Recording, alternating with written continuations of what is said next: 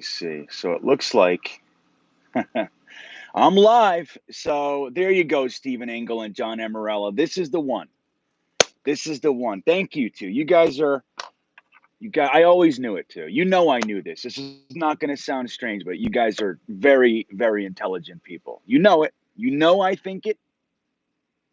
You know I know. You know I know about you guys. You know how it goes.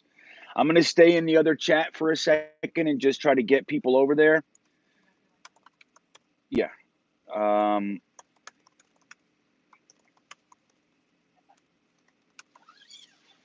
just trying to get people I'm just going on. What's up, everybody? All right, 12 of you are here, led by Stephen Engel and John Amarello. Liam's here. What's up, buddy? It's good to see you. Jeremy, I know. Take attendance. You guys, Jeremy's an educator. Jeremy's an educator, so he's this is right up his alley. He knows how to take attendance. All right, so I'm gonna bounce over there. I'm gonna stay here for just a minute and kind of just make sure there are no scragglers. I don't want anybody to be left behind. You know what I mean, Jelly Bean?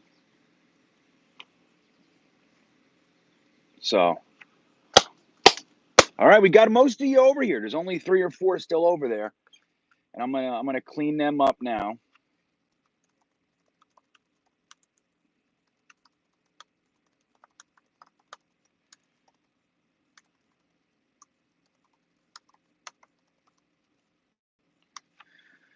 All right, it looks like Frankie from Flatbush might still is he over here? Danny Garcia, what's up, buddy? Thank you, sir. Do you have a question? I appreciate the super chat. Do you have a question or anything? What's up, Gary B? It's good to see you, buddy. So Danny Garcia, I'll check the chat. See if you have a question for the super chat. Again, I do appreciate it. And we'll go from there. So I'm going to shut the other one down and just kind of kill it. And there we go. What's this one called? Relive. Bear with me. Just doing the last of the cleanup here.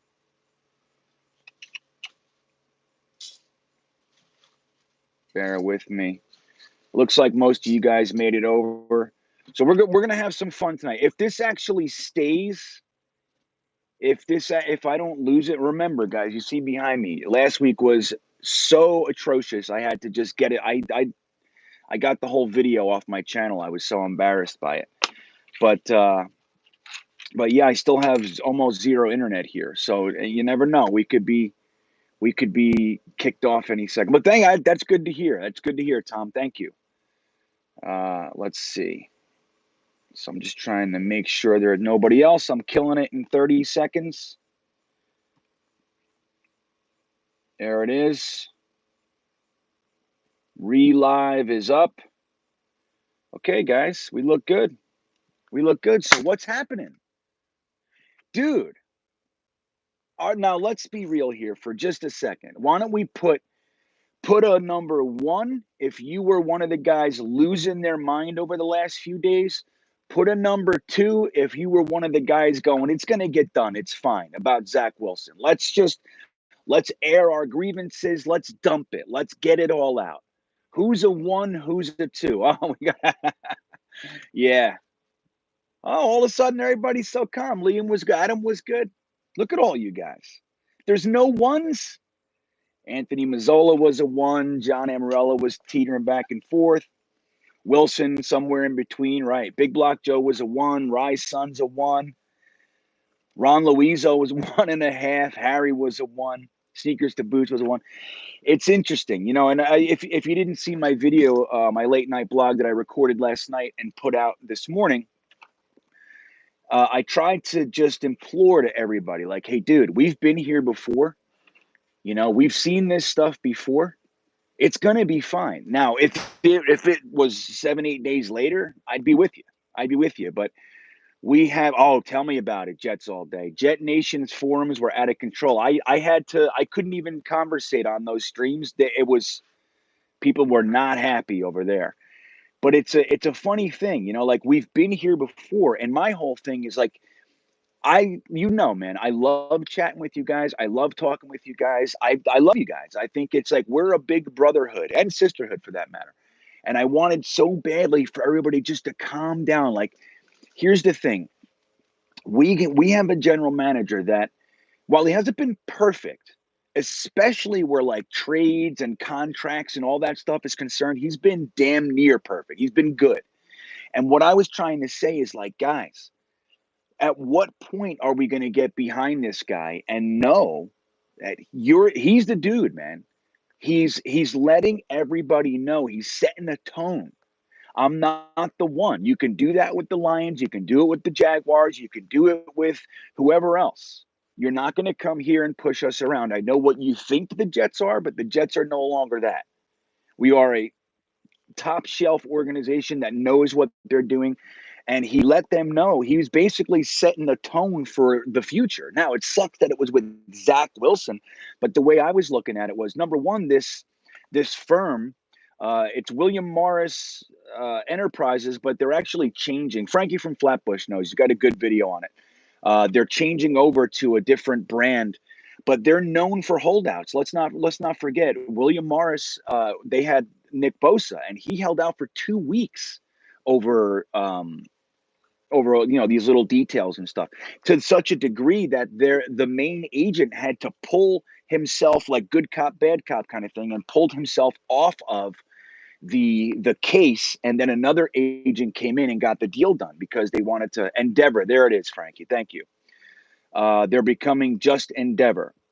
So the fact that Joe Douglas got this done in 48 hours, I mean, and obviously we had the whole last 90 days and all that sort of stuff, but really it started getting hot the last 48 hours. Joe Douglas held firm and got his offset language. He got it, man.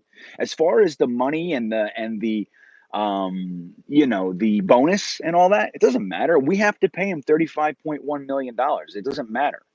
So if you give it to him now, if you give it to him later, of course, everybody would rather spread it out. But dude, Joe Douglas held that back because he wanted one thing. He wanted the offset language. If this one blows up in our face, if it does, and it has the potential to do that always, if it blows up in our face, we're not going to be doing a Tremaine Johnson, Quincy Enunwa situation where we owe these guys when they're not even here. Not doing it.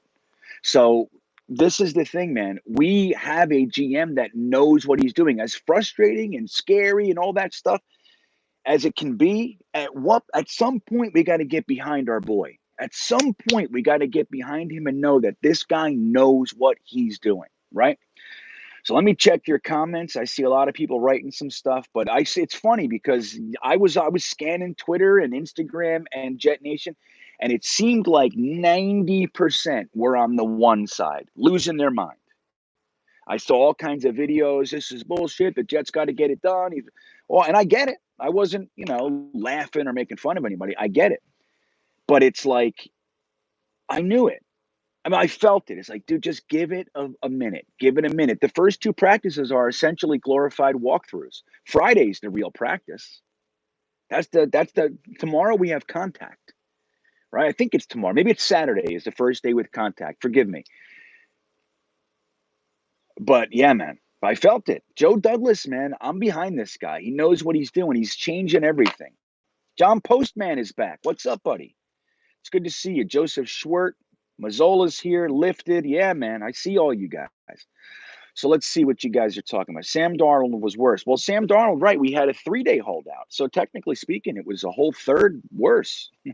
This is a whole third better. Let's see what we got here. A lot of liars in here, right, Gitmo Bob? It's funny.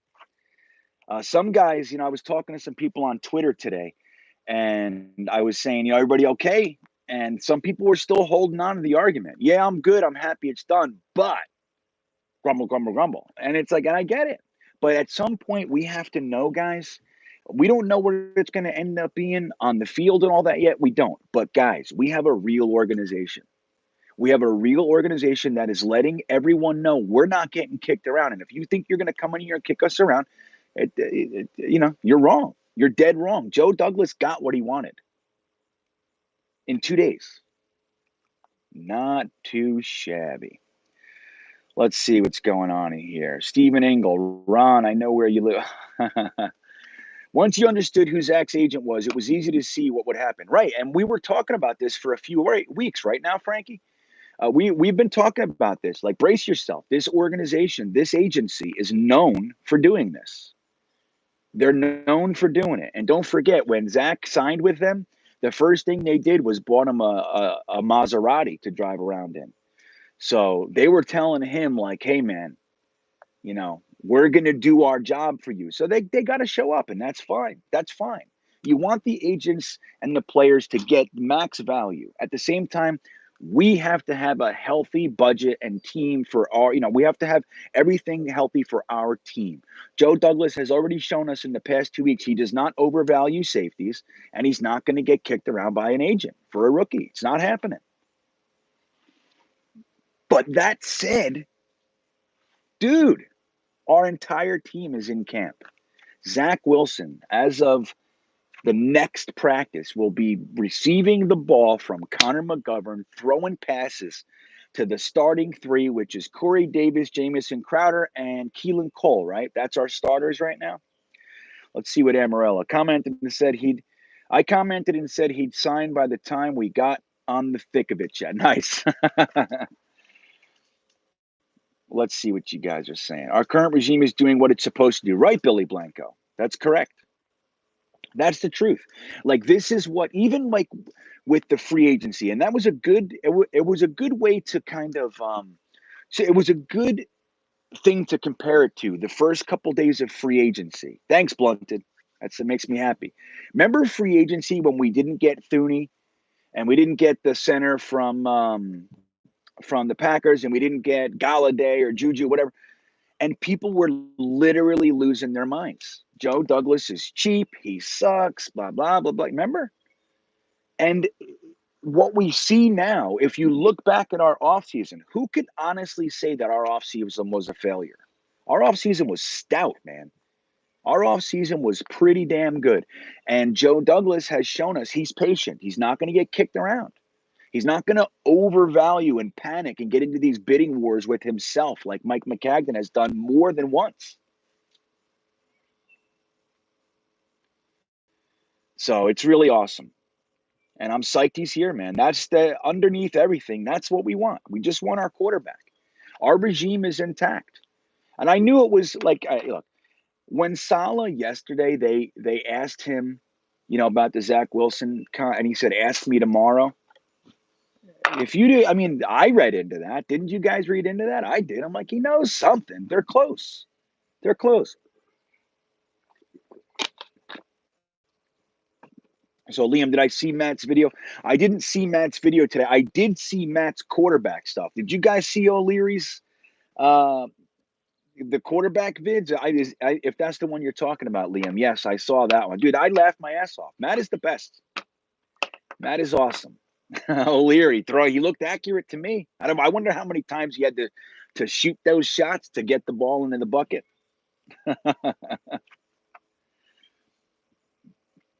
All right, let's see what you guys are talking about. William Moore. All right, there it is, Frankie. Okay. Psyched for Zach Wilson to get to camp, but ecstatic. Lawson looks like a dominant force and different maker. Yeah, man. And did you see the first day? AVT handled Lawson with no problem. AVT and Becton. So it's really good that our guys, they're going against each other. Like Carl Lawson, I'm very excited for. I'm very into him being on our team. It was the guy I wanted. Having Becton and AVT, like, I believe those. I believe in them. Like, we don't know what they're going to be, right? We know a little bit more about Becton, of course, but we don't know what AVT is going to be. But I believe they're going to be top shelf guys. Having them go against each other is positive, man. It's good. Let them know, because everybody has high character now. So there's not a lot of schlubs like taking the practice off. Like, with all due respect, that was one of the issues that I had with Robbie Anderson. Robbie Anderson was a guy that he would take plays off in the middle of the game. Like, he's kind of lollygagging around out there. He's half speeding it. Like, I don't like that. It's like you want guys that when they're not getting the ball or it's not their play, they're doing their job at 100%, even if it's just being a decoy. Make the guy that's covering you think you're getting the ball, right? All right, I'm trying to. So just so we know too, I'm using a different system because I usually use StreamYard to stream with you guys. But the truth is that StreamYard takes more bandwidth, I learned, much more bandwidth than just going through YouTube itself. So I'm doing YouTube right now. And actually, I have my video going through the cellular and the chat going through the Wi Fi. So I'm trying to divvy it up, split it up, and kind of give each side more of a chance to remain consistent, right? So I can't like put your comments up there. I'm seeing them on the screen and stuff, but so there's just a few things that I can't do that I normally could. StreamYard is a great platform, but it takes a lot more to get it going. All right, let me drop it down here. I can post. It works in live chat. Keep up the great content flows. GreenBean. Writes up, Eddie McGovern or McGuire. Thank you. Matt does have a nice arm. And you know what's funny? Like when you wonder how bad the Jets really were, when you look at a lot of our guys that were in top positions, like Mike McCagnon and Adam Gase, when they were let go, they weren't snatched up by anybody to be like, a scout or a director of player personnel or an offensive coordinator. None of that. They were so bad at their jobs that they don't even have another lower tier job. Even Dowell Loggins, like he's a consultant, right? So it's like that's an indicator of just how bad we were. And it's like, how many times did groups like us, like we would look at a draft and we're like, what is he doing? There are 10 guys I would have taken before that guy. And over and over and over. And then the saying has always been, well, maybe they know something we don't. They're obviously GMs and evaluators and scouts. But the truth is they didn't know. They didn't know more than us. We knew better than our staff. And that's terrible to think. Now, that's not the case, man. And it doesn't mean that every single player that we draft we're going to hit on or anything like that. But it's like, dude, again, you look at the Marcus May situation. It sucks where it is. But, dude, Joe Douglas has Marcus May for 2 years if he wants him. So we don't have to worry about that. You look at the Jamison Crowder situation. A lot of us felt like, hey, man, he's been a good soldier. Just pay him. Just pay him the $10 million. Joe Douglas said, absolutely not. He's not a $10 million receiver. Got him to take $5 million guaranteed, took the other $5 million and brought in Morgan Moses. You know what I mean? Like, so if it was up to a lot of people, we'd be giving Marcus May $14 million, or let's say $13 million. You'd have Crowder making $10 million. You would have probably paid Morgan Moses $6 or $7 or $8 million. You know what I mean? And it's like, or Jamal Adams would be $18 million or whatever he wants. So we got to hand it to our GM, and hopefully this experience is one more indicator to let us know the guy knows what he's doing. He just happens to be annoyingly patient. You know what I mean? Like he's patient, more patient than we are. I'll tell you that. More patient than I am. I'm just trying to be patient with him. You know what I mean? Did Matt go to another org or is he just out of the biz? Wilson Braun. Yeah, McCagnon is not working in the NFL. He's not in the business. And if he is, I haven't heard about it. And I look every now and again. I looked the last time I looked to see what Mike McCagnon was doing, maybe, I don't know, maybe at the end of the season. So it's been a little while, maybe like a month after the end of the season. But he's nowhere. He's nowhere.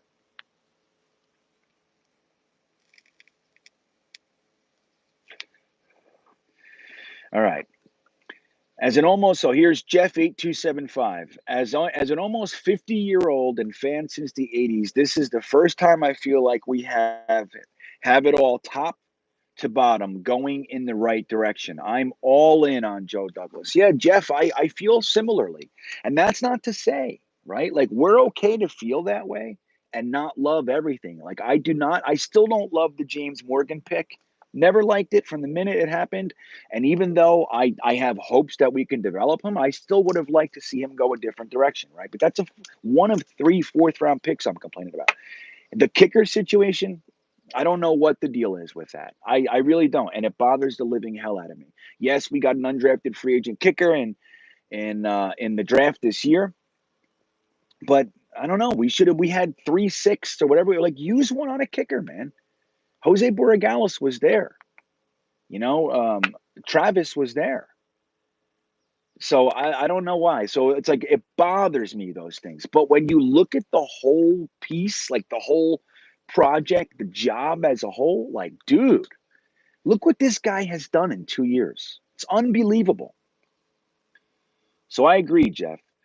Here's Tom Bon Jovi. JOD has patience. Everyone is used to the Jets falling to the pressure. Right. Joe D just sits and waits till the smoke clears. That's absolutely correct. Now, see, like, just like Marcus May's agent tried to do, like, make no mistake, the only reason Ian Rappaport had that story 2 days before the deadline was up is because Marcus May's agent took a shot that media and fan pressure would get Joe Douglas to cave. That's what that was. And a lot of people freaked out. We bought it. But the truth is Joe Douglas is changing the whole value system, the whole what's the word I'm looking for? He's changing the whole reputation of the New York Jets, and it's not an easy job. You got every agency in the world is used to kicking us, is used to laughing at us, used to screwing us over, used to getting us to panic. Like Le'Veon Bell's agent literally got us to negotiate against ourselves.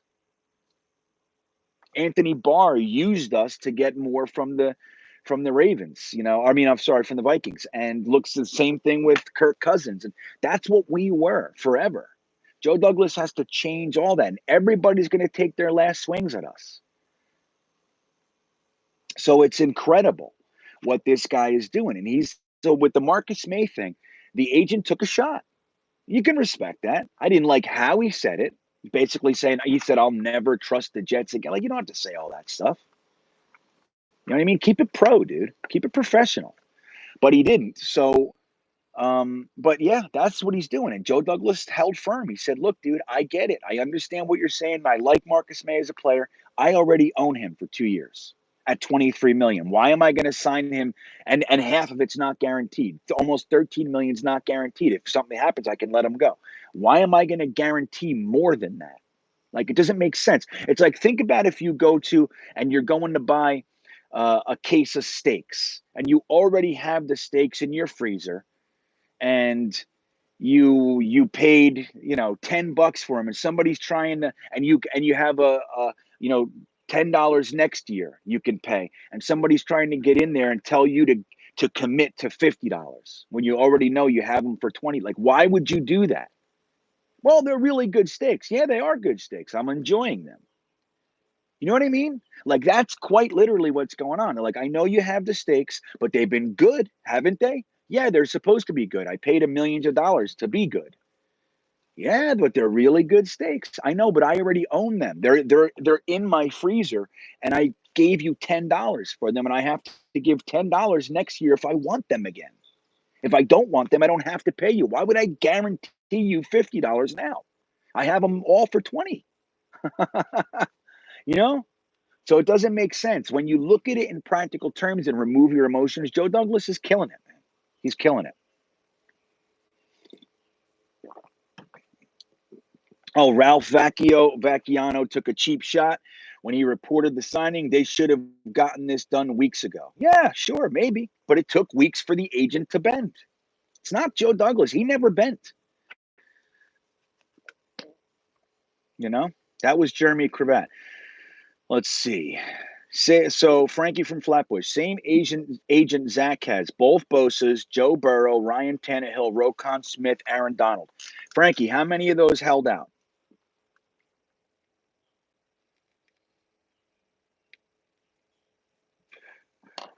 Jack Oliveri says, because he played the I'm bringing in some veteran quarterbacks to try out. Hey, man, you'd be surprised how, like, a lot of people said, it's a feeble attempt, but dude, you'd be surprised. You'd be surprised. I guarantee that they sat down with Zach Wilson and said, all right, look, they're now willing to give us most of the signing bonus up front. They want the offset language. We're not going to get them to bend there, but do you want to get in there with your team? And we'll, we did get them to give the whole signing bonus up front. and they're bringing in quarterbacks like you're losing time. For a quarterback, it's even more important than like a Nick Bosa, right? To be holding out. It's more important. So I thought I would guarantee that there were conversations like that, like, hey man, this is good enough. Let's do it. All right, let's see what else we got here. So Joseph Grana, Douglas is our captain and has set a course towards sustained greatness. Not the same old Jets has never been more true. Jets fans are so foreign to true leadership, they question and panic at it. Yeah, just like last year with earlier in the year with the free agency, just like the Jamal Adams trade. Dude, let me tell you something. I loved the Jamal Adams trade from the minute it happened. I was driving through Ohio or Kansas. I was driving through Kansas. I got that do alert on my phone. I saw it, and I literally had to give it to my wife because I was right. I said, "Read this." I like panicked. I saw a Jamal Adams trade and whatever. I loved it from the minute it happened because of the capital. But most Jets fans that I heard, I can't say everybody, but the ones that I heard hated it. Most people that were either on radio, um, you know, uh, talk shows, whatever, they thought that the team got worse and we just traded away our best player. So, but you look at it now, who can complain about the Jamal Adams trade? There's a few people out there. I talked to them, but overall, man, I'd say by and large, everyone knows that was a great trade, especially that he's holding out over there. And he's going to, I mean, dude, they already offered to make him the highest paid safety in the NFL. And he said no. What is that? I mean, what else? What other level do you want? Highest paid defensive player? Is that what he's going for? Does he want to be the highest paid defensive player in the league? He can't catch. I don't understand. So anyway, it's good to have him gone. We have Elijah Vera Tucker and a first this year, which will more than likely be used on a cornerback, edge rusher, or safety. Dude, come on. It's gonna be great. All right, so let me catch up with you guys. You guys are rocking tonight, man. There's a lot of people going. There's a lot of chat. Nick says too early to say Ashton is a dud. Yeah, that's not good news though, man. This guy, I mean, he's had a rough go. Injured in the beginning of last year, played, got injured again, and now he's injured again. It's not good. Because I'm telling you, I believe that Joe Douglas is counting on him to be a starter. That's why I used his first third round pick on him. Which, can I be real honest with you guys? That was the pick that I hated the most. I hated it more than Morgan when it was done. Because don't forget, at that time we had May and Jamal. I'm like, what? Why would you use a third round pick on a safety? Like that was, I loved Becton, loved Mims, hated Ashton Davis. It threw me for a loop. But then I liked Jabari Zuniga. Jabari Zuniga is a player that I really like. And I liked him before the draft. I was happy that we got him. I know a lot of people are down on Jabari Zuniga. I'm not. I think this defense is made for him. Hand in the dirt, go get it. He's a pin your ears back kind of guy. Rotational, he's going to be effective, I believe. But anyway, but after a while, you warm up to the picks, and I think he's uber talented, lots of potential. He made some really nice plays last year, but it sucks. It sucks. So here, Masuk Gina. So Colin Coward always seems to dump on Zach because he is rich, as if rich boys can't play football. How about them Manning brothers? I'm sure they were very poor when they entered the NFL, right? It's a good point. It's a good point, man. See, that's the thing. It's like we get into these situations, right? It's like, why are you judging anybody about anything else other than football? Like, that's all we're looking at here. Now, when they have criminal stuff or drug addiction or whatever, like, yes, you can factor that in if you want to bring that onto your team, of course. But it's like, who cares what somebody's background is? Curtis Martin, which, guys, I got to tell you all about the Hall of Fame. There's an entire, there's this whole show in the Hall of Fame hosted by a hologram of Joe Namath, and then Curtis Martin is a big piece of it.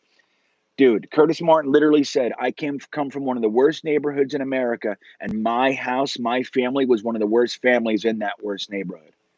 And so he came out of there Zach Wilson comes from JetBlue money, Manning's. It doesn't matter. If they can play football, that's what they're trying to accomplish here. If they're on the up and up, they're hard workers, they're team oriented, and they can play. Who cares what their background is? Not me, anyway. I don't see it. Colin Cowherd's looking for any reason to dump on the Jets these days. And let me tell you something about Colin Cowherd.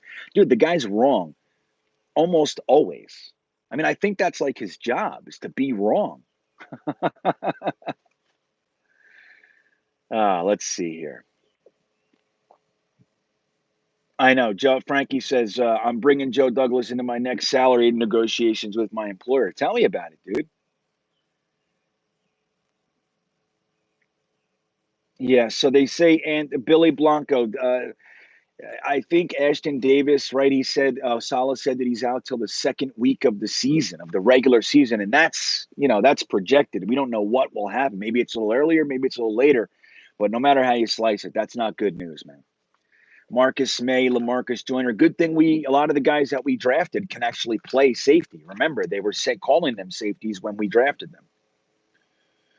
So we got guys that can play the position, which is nice. And I think Lamar Jackson, honest to God, I know, he's got a lot of potential, man, but I don't know. I think sometimes that his destiny might be at the safety position. I'm not sure. But he's a big boy. He's big and strong.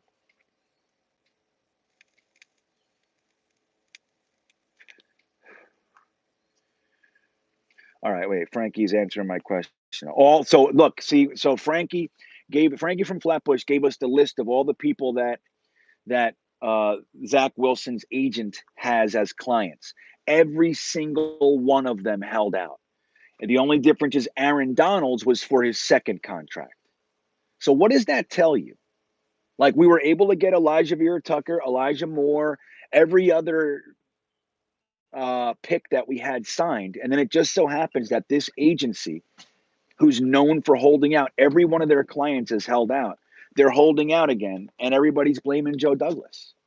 Like, what is that? Why can't we see clearly? It's not Joe Douglas. Joe Douglas just said, look, I don't really care what you did with the other teams. I don't care. This is important to us. I'm willing to do X, Y, and Z. I'm not willing to do this. I'm not willing to do Y over here. And that's that. Make your decisions. Go ahead and make your decision. I had 5 guys, burger and fries before. Damn, it's good, but the gas. Oh, yeah, okay, Steven. Thanks for sharing, buddy. Let's see. Colin is okay. I got to catch up here. Yeah, Lawrence Cager, Jordan Victor. Oh, so Brian Miro says, do you think Cager makes it on the final roster? I do not. I think Lawrence Cager is done. That's what I think. And not because he's not a talented kid. Like, every time he's able to get on the field, he's talented. Big, tall, fast, with great hands. Can't stay healthy. Can't. Never has. His entire college career was riddled with injuries, and numerous injuries. He only played a handful of games. So it's a shame. It's one of those things that's a shame. But, dude, look, our top 5 wide receivers are actual receivers in the NFL. Then we have the Smith brothers. We have DJ Montgomery. I mean, it's like, I just don't see Lawrence Cager making it, sadly. So, like Jordan Victor says, Cager is too injury prone. Less than 1% chance he makes the roster with how good our wide receivers are. And I agree with that. I agree with that. And the thing with the practice squad is you want players there that you're stashing, right? You want guys that can actually benefit the team, but that you're going to be able to develop. If Cager, who was injured most of last year, keeping him instead of a guy like, let's say,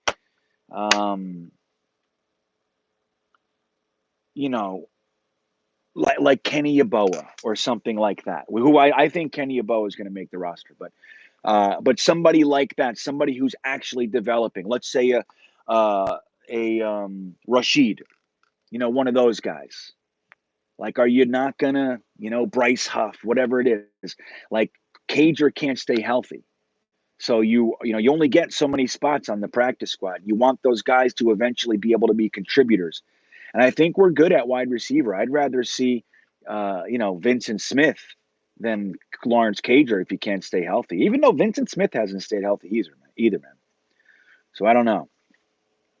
I know M Wolf 80. I saw. It's funny because I don't even follow the guy, but somehow I saw it. Maybe somebody retweeted it. Manish made it through a jibe about the Jets, a jab, I should say, about the Jets last night. Did you see that? It's like, who are you? What do you know, dude? You were humiliatedly let go. Like, why are you still commenting about the Jets? You don't know anything about anything, and no one cares. But he did. He took that jab. He said, this is ownership. It's a pattern through ownership. Blah, blah, blah. You know?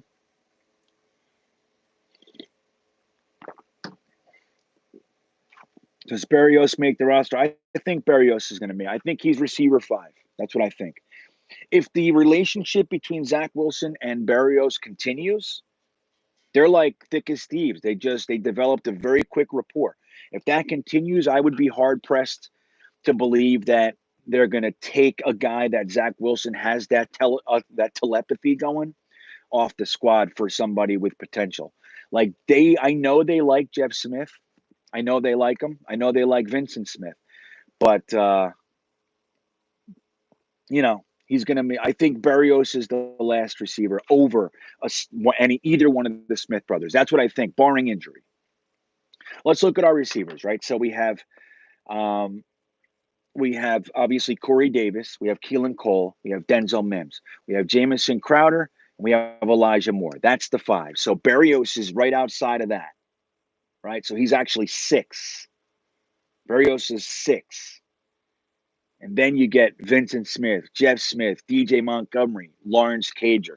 So Lawrence Cager is way down there right now, not because of potential. It's all injury with that guy. 6'5", man. You want a guy that's 6'5" and has good hands. He has very good hands and speed. So it's going to be tough. Bruce White. Hey, Mr. Greenbean, glad to see my favorite live Jets are all set. Bring on the opponents. I can't wait, buddy. I can't wait. I can't wait. I thought I was going to, I had a conversation yesterday about potentially doing like a little turnaround and going to Jets camp for Jetnation. Didn't work. It's not going to happen, but I got real excited for a minute. I was going to start setting up a meetup with you guys and I was going to get nuts, but I would love to go to camp. So if any of you guys that are going on Saturday, let us know in like Twitter, let me know in the comment section, not in the chat because it moves too fast. But if you're going to the, practice, any practice, let us know. So maybe you can feed us information, man. Look, because honest to God, I'm very disappointed with our beat. They don't give us enough, in my opinion. DJ Bieniemy's doing the best right now. I can't believe that, like, how minimal their reporting is. Like, we get, like, it almost feels like there's a total of 10 plays. It's like, what is that? You know what I mean? So anyway, if you guys are there, I'd love to hear your take and what you're seeing, man. So let me know in the comments and we can get something going, All right. Let's see. Let's see here. What else we got? Let's see Zach play, people. It's too soon to tell, but he can't be worse than Darnold. Yeah, Nick Chaplin. Yeah, look, I don't even want to talk. Like, I can't even allow that in, right? Because I was high on Darnold. Now, interestingly, that wasn't the guy that I wanted in the draft. But mainly because I was convinced that he was going to the Browns. So I didn't really dig into him. But I thought it was going to be Baker Mayfield or Josh Allen. That's who I thought we were going to get. And in truth, even though it's not revisionist history, I was wondering why everybody wasn't higher on Lamar Jackson. I was like, I don't know, man. This guy seems like he's going to come in and end up being good.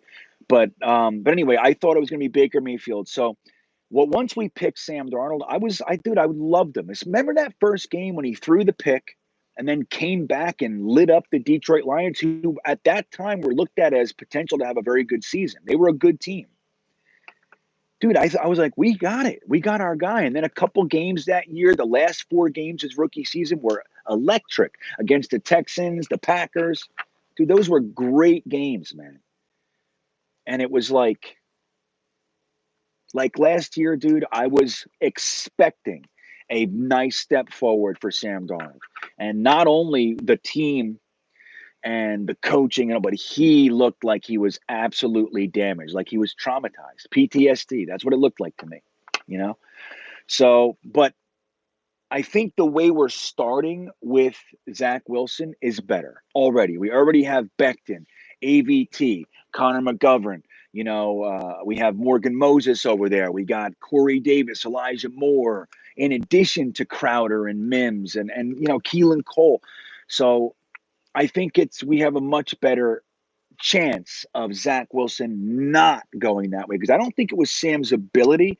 Number one, he's never had a quarterback coach in the NFL. Even Jeremy Bates didn't hire a quarterback coach. So, there was a lot going on with Sam Darnold and why he slid. And I believe that those are the reasons. Even if you didn't like him, as the player, he was a good quarterback coming out of college, and he had a good rookie year when McCown was with him. But so what we're doing it's really a shame on this level. Obviously, it's more for a personal level, but that Napper is gone because he was going to be very important to Zach's development. Now we have Calabrese, who's his first-time quarterback coach. But Mike LaFleur and Benson are going to have to step it up and really spend some time with him. But I don't think he can be as bad as Sam Darnold was for us either. I think there's too much good going on, too much. And then add to it our running game. It's going to be good, dude. All right, let me back it up. So Joseph Moore says, what are your thoughts on the tight end situation? Well, I don't love our tight end situation. As many of you probably remember by now, you know that I'm a big tight end guy. I believe in the tight end position. I value the tight end position more than a lot of people do. I happen to love offenses that focus on the tight end, even way back in the day. But like the Patriots when they had Aaron Hernandez and what the hell's his name? Come on, I can't. You know the guy. I'm burning out. The guy, he's down in Tampa. So when they had the 2 tight end set, that's why the whole NFL was changing to try to bring in safeties. That's what McCagnon was doing with May and he's just too late. I mean, he was 3 years behind the curve. Gronk, right? Thank you, Frank. Gronkowski. But even though I hated the Patriots, I love those offenses. So with our particular situation right now, I don't think we did enough to address the tight end position. I know we brought in Tyler Kroft. Tyler Kroft is, I think, a better player than a lot of people give him credit for. He's an elite blocking tight end, and he's already had some success in this league when he was with Cincinnati. He caught 49 or 42 passes, right? So he's done enough in the NFL to show you I'm an NFL tight end. So that's good. Now, when you look at Wesco I'm really high on. I liked him coming out of college more than a lot of people. And I think that Adam Gase didn't know what he was doing with the poor guy. And but everything you ask him to do, he does. And he's a ferocious blocker. He's got much better hands than giving credit for. So I happen to like Wesco, but I don't like Chris Herndon anymore. I mean, look, if he comes out and he lights it up, I'm a fan. But I don't believe in Chris Herndon anymore. I think he's not given me enough to earn a 4th year of belief. You know what I mean? He's done nothing in this league. He has that one catch, man. He had a few his rookie year was okay. He had 39 catches. That's it. And he's done nothing since then. So I don't really like Herndon. Ryan Griffin, I think, is an okay tight end. Again, that injury really messed him up. I'm not a Daniel Brown fan, but Yeboah, dude, you guys know I'm a big Kenny Yeboah fan. He's the kind of guy that I think that if you try to stash Yeboah on the practice squad, I don't see it, man. I think he's going to be gone. I don't think he's clearing waivers. Let me say that.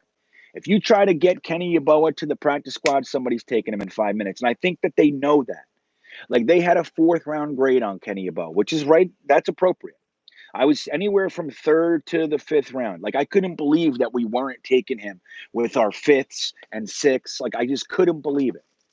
I was like, why is no one taking this guy? But a lot of tight ends, like I was listening to Moving the Chains one time with Pat Kerwin and Jim Miller, and they were talking about there's a conscious devaluation of the tight end position in the NFL right now, just like there was with running backs. So it's like there are teams like tight ends are slipping. Like guys that would have been a 2nd-round pick are now going in the 3rd, 4th. Guys that would have the 3rd are going in the 5th or 6th. So guys that were 4th-round picks, 5 years ago, they're making it back to the 6th, 7th, and undrafted free agent. Like Kenny Yeboah being an undrafted free agent is madness. So he's raw and he has some things to work on. But the reason I like him so much is because he's already shown that he's willing to work on it. Don't forget, he came into college. He was an unheralded 6 foot whatever wide receiver. Matt Rule was his coach at Temple, and he basically sat him down after 1 year and said, "You're never going to make it. You're never going to make it as a tight end. I mean, as a wide receiver. So you have a choice right now. You're young enough. You can do this. If you gained 30 pounds and work on, muscle and blocking and all that kind of stuff, you might be able to make it as a tight end." He finished his career at Temple, stayed for 1 graduate year, went to Ole Miss for 1 season with Lane Kiffin, and everybody saw his potential. So I'm telling you, Kenny Yeboah is better than people think. So I think Daniel Brown is a goner. I think Herndon is a goner, unless something happens. And I think Ryan Griffin's going to be the tough cut. And I think we're going to go into the season with Wesco, Croft, and Yeboah. That's what I think. And even that I don't love. I think that we should use one of our top 4 picks on a tight end next year. So that's what I think of our tight end.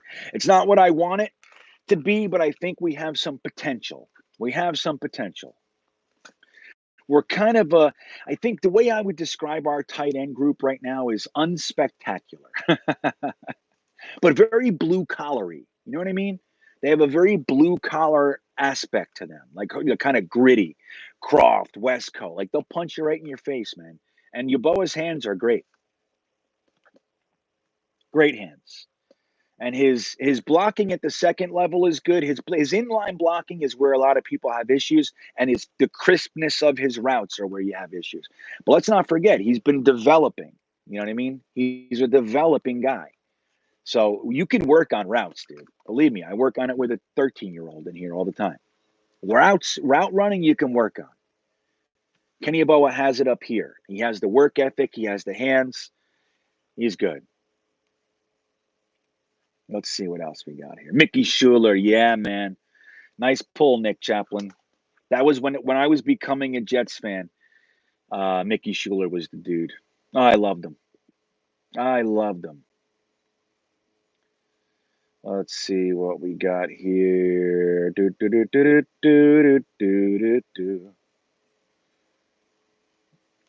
We drafted, let me see. I'm trying. Jets X Factor aren't that high on Yeboah.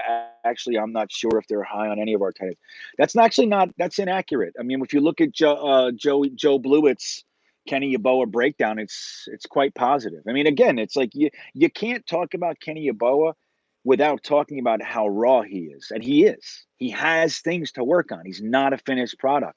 But dude, the guy has the clay. You know what I mean? He has it. He has it. He has what's worth working on. And Joe Blewett's video on Kenny Yeboah was very positive from a constructive mindset. And Nania, as much as I love Nania, I listen to Cool Your Jets every chance I get, almost every week. And I really love what they're saying, but I don't always agree with Nania. I don't rely on analytics in the same way that a lot of the younger guys coming up do. I look at it, of course.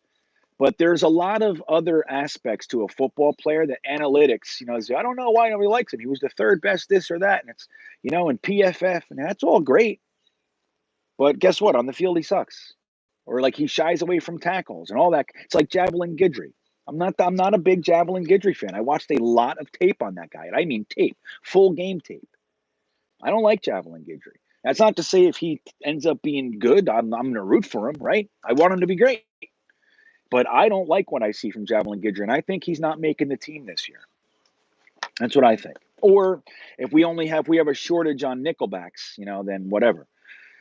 But I think Michael Carter's going to start over him. So we drafted him, though, so it doesn't matter till he busts or not now. Now I'm going to hope he isn't an injury-prone bust like I have every other quarterback the Jets ever drafted. I know. It's so tough. But Marlon, what stops the quarterbacks from getting injured? Offensive line. And we haven't seen a focus on offensive line in 10 years. 10 years. How do we not have a focus on offensive line?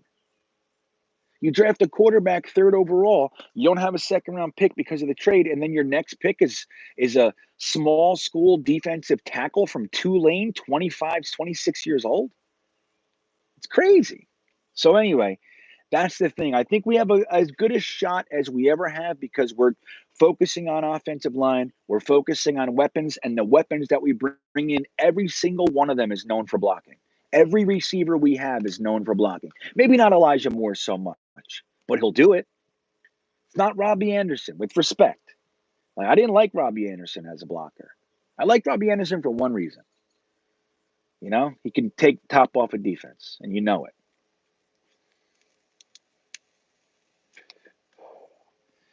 Let's see.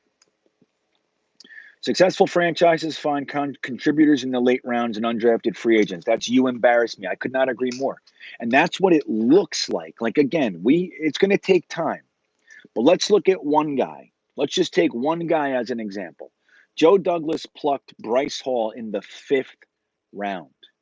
The 5th round. Now, I'll be real honest with you and tell you guys, during that draft, I was screaming that we didn't use one of our 4th round picks on Bryce Hall.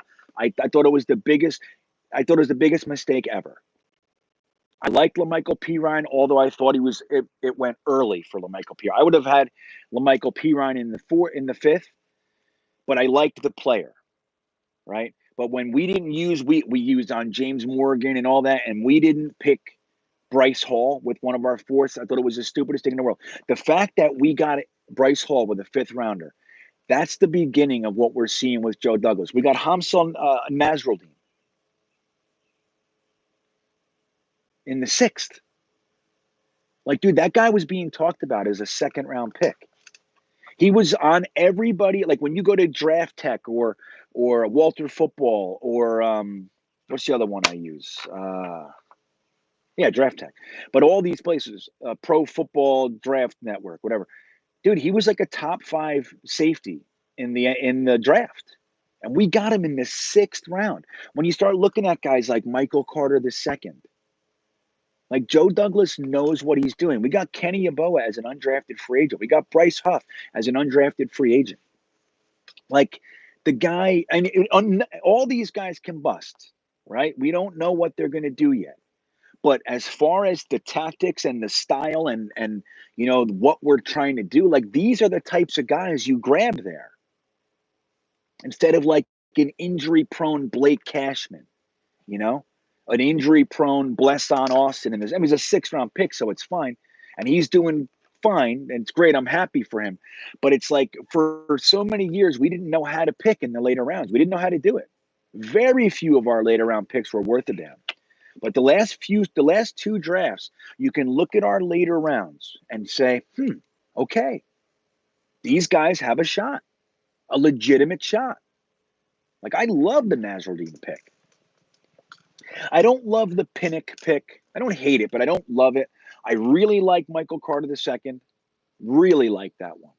Eccles is kind of, I'll be honest, I don't know a lot about him. I dug in a little bit, but he's kind of like meh to me, but I don't have anything really negative to say. I love Jamian Sherwood. I love Nasruddin. Right, it's a good Three Amigos. It's a good point. Our early picks weren't worth a damn. That's a good point. It's hard to nail the back end when you can't even hit on your 1st round picks, right?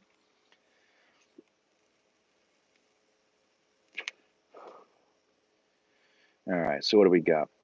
One man up, and all right, Let's see. The tight end situation is so weird. Start of last year, I thought it was one of our strongest positions. Braden Bethwaite. Yeah, Braden.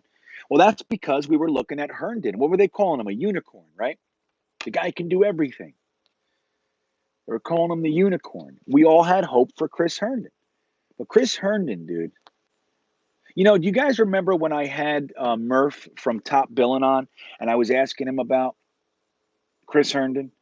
I said, do you think Chris Herndon has the ability to turn it around and be a premier tight end in the league? He said, premier? No. He's like, he covered Chris Herndon all the way from high school, like really covered him all the way through college, everything. He said the guy was he was the other tight end. He was a supporting cast. And we brought him on here. He was a fourth round pick for us, sorry. And we put this moniker on him like he was supposed to be a starting, like upper echelon tight end. Now, though his rookie year made us think that, so I get it, right? But dude, he hasn't done anything in 2 years. He's done nothing. Nothing. And not like except get injured and be suspended. So he even has that stuff going on. So he's got some injuries, he's got suspensions, and he has a serious case of the dropsies. So maybe the new regime can work something with him. Like, I'm not against Chris Herndon. I'm just saying, like, I wouldn't want to cut Kenny Yeboah for Chris Herndon. Hell no. I wouldn't even want to cut Ryan Griffin for Chris Herndon. Ryan Griffin in camp is looking like he came to play. So that's good. So Jack Oliveri says, what are we doing for kicker? Somebody call up Matt O'Leary and see if he can kick the football. Right. Hey, maybe he can. You know what, dude? This is one of the rubs that I have with Joe Douglas. I do not like his handling of the kicker situation. Like, I really don't like it. I don't understand why he is not putting more of a focus on it. Like, I seriously, and Jack, I really don't have an answer for you. Like, I'm obviously hoping Nagar can come in and be something. He 3 for 4 his first day in practice. I didn't get a chance to look over today. I was at the Hall of Fame all day.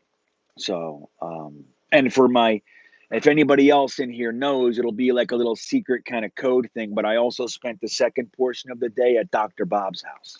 If anybody knows what that is. So I went the first day. I was able to the Hall of Fame let me in today at 9 a.m. I met them, and they gave me a little room, and I was able to film podcast and some videos, and then they walked me around to all the displays and all that, and I was able to get a bunch of content that I got to put together over the next couple of days. But so I didn't really get a chance to bug out on the Jets. The only thing I really caught was that Zach Wilson signed. That was it. So I didn't really see much. But yeah, so I have a lot to look at. So let's see what else we got here. Okay. Joe Douglas' first job on the Ravens was the Turk. I know, Frankie. That was good. It's crazy that was the first season of Hard Knocks. Joe Douglas was the guy walking around doing his job as the Turk. Hey, coach needs to see you. Everybody say he would walk in, they hated him. Oh, here he comes. If he says coach wants to see you, it's over. Your NFL career, at least this version of it, it's done. You're getting cut. It's the worst, right?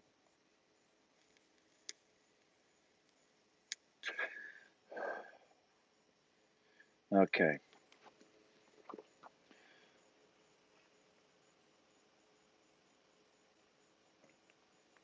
Yeah, well, Bryce Hall just had a baby, right? So that's good news, man. And dude, I couldn't be higher on Bryce Hall. Like I said, I had the fortune of living just outside of Charlottesville for 5 years or 4 years. And UVA, Charlottesville is UVA. Like UVA is Charlottesville. I'll say it that way. UVA is Charlottesville. Everything in Charlottesville is UVA. And so when they play basketball or they play football, the entire city and the surrounding areas are all about it. Everything is about UVA. And let me tell you, Bryce Hall was king. When he went down, it was like a gut punch to the city, to the whole city. But let me tell you, Dude, he's got all the potential in the world. And he's not like a Revis type or anything like that. He's so incredibly intelligent and disciplined. He's the kind of guy that will never get caught going for the glory. He will always be doing his job at an exceptional level. And playing in zone like we're going to be doing, man, dude, it's made for this guy. Like I can't wait to see Bryce Hall out there. I'm real curious to see what else we do with our cornerbacks, but I like that Lamar Jackson came out and was the starter for the first day or so of camp. I like that. He's been on the team for a year. He's ahead of the young guys. Great. I don't think he's going to be the starter, but I like Lamar Jackson as a developmental prospect. I like him a whole bunch, man. As a development, I don't think he's ready to start or anything, but I like him. And I think we have a lot of potential, man. It's weird going in with just the young guys, but guys like Blesson Austin in this defense, I have hope for him. Bryce Hall, I'm sold on. I love him. Okay, but Michael Carter II, I'm really high on. Lamar Jackson behind Blesson Austin, right? Then you have Jason Pinnock and Brandon Eccles. It's like we have a nice young core, and our defensive backs coach is, dude, I love him. Odin, I love him. Okay, so what? Let me. I'm gonna drop down a little bit. I'm way behind on your comments. So let me see, Joe. Okay, there we go. Greenbean, you were losing your mind by the time they drafted Marshall. Oh my God, right, Bob? Get Mo Bob. I see it. That's funny because my guys. Well, you know what's funny about it too, Bob, is that three of the guys that we drafted weren't even available to us on all the mock drafts. All the sims. So like the Jets are digging deep, man. Like we weren't dependent on anybody else's intel. We were doing our own thing. So when you pull up a guy like Brandon Eccles, it's like, and I'm looking at, one of these guys that I love and he's right there, some of these linebackers. I just wanted some. I wanted some linebackers, man. And then they're telling us safety, another safety, Jets drafted safety. So I was like losing my mind. By the time we drafted Marshall, I was spent. That's funny, man. Yeah, let's see. Yeah, if you guys don't mind, if number one, if you're not subbed to this channel, it would be great if you could. If you give me a sub, if you feel like being real friendly when we're done here, go over to Full Time Coaster Tour, give me a sub over there. I'm real close to getting monetized over there, which would help. Also, you guys can really support the channel, and we're doing some good things. It's all getting rolling with my Instagram. I mean, sorry, with my Patreon. There's a link on the top of the description if you want to. There are 3 tiers: 5, 10, and 25. And I've already given the tier 2 guys get early access to the podcast each week. That was well received. We have the Discord going, and you guys get to help me creatively, and we get to chat and all that sort of stuff.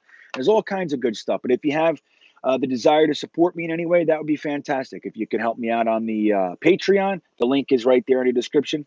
And of course, always, if you're looking for more, when this is all said and done, Jetnation is the place to be, man. You want to get over there, but on a very simple level, hit the like button, man. Hit that like button for me, and it's greatly appreciated. Trust me when I tell you guys, I'm not one who feigns appreciation. I sincerely appreciate it. I love you guys. I can't believe that I get to do this sometimes.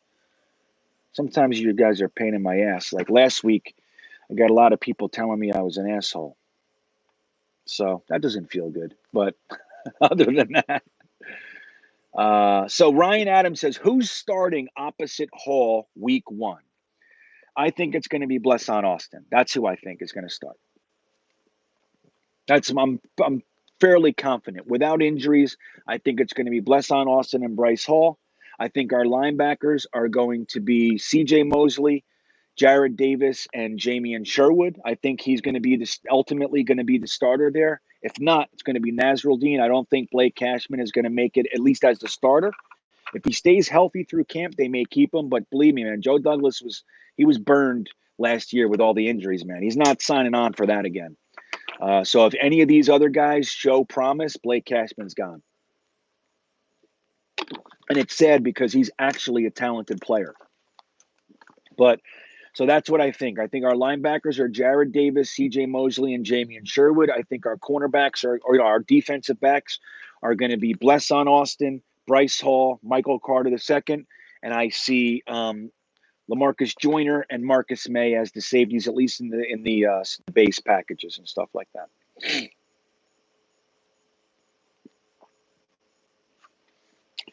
So Three Amigos, what are you saying? Didn't know what about Hall? That he was from Charlottesville, or that he just had a kid?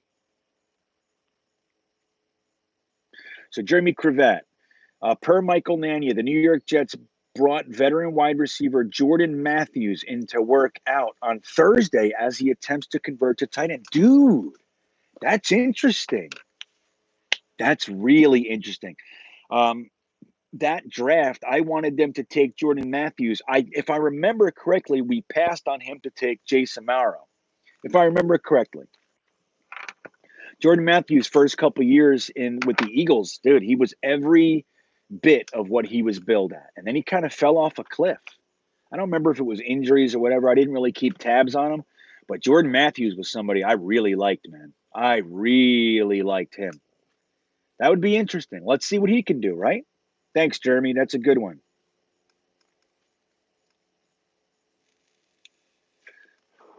Stephen T says, how did people watch the 1996 Jets in person, not winning one home game? Kotite. Let me tell you, I was at every home game that year. I went to every single home game that year. Yeah, man, it was tough. And let me tell you this, though. I'm gonna say this as sincerely as I can. As bad as 1-15 was, that team was light years better than what we just watched last year. Even though we squeaked out one more win, the Kotite team was at least competitive a lot of the time.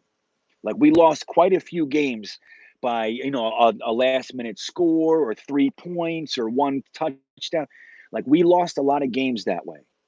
And like there were numerous reports, like they were being called the best 1-15 in NFL history, the 1-15 team. That's why when Parcells came here, he made some changes and everything, but he kept the large portion of that team intact, and they went 9-7 with his leadership because they were close.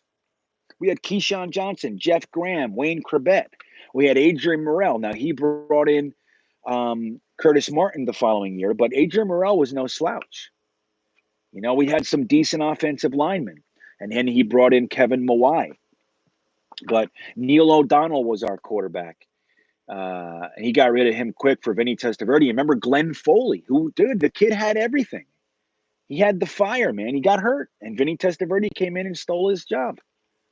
But that's up with that. But yeah, so even though it was terrible, and it was, don't forget, we only won 3 games the year before, too. So we had a 2-year period with 4 total wins.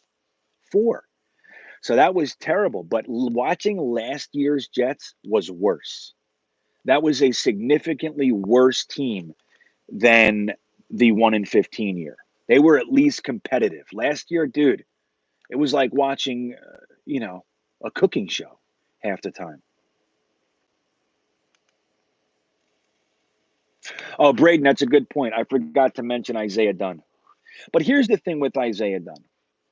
I know everybody's crazy about him, but every year there's a guy that everybody gets nuts about, right? Greg Dortch, Stevie Anderson, whatever it is. There's always a guy comes out and looks really great, starts real hot.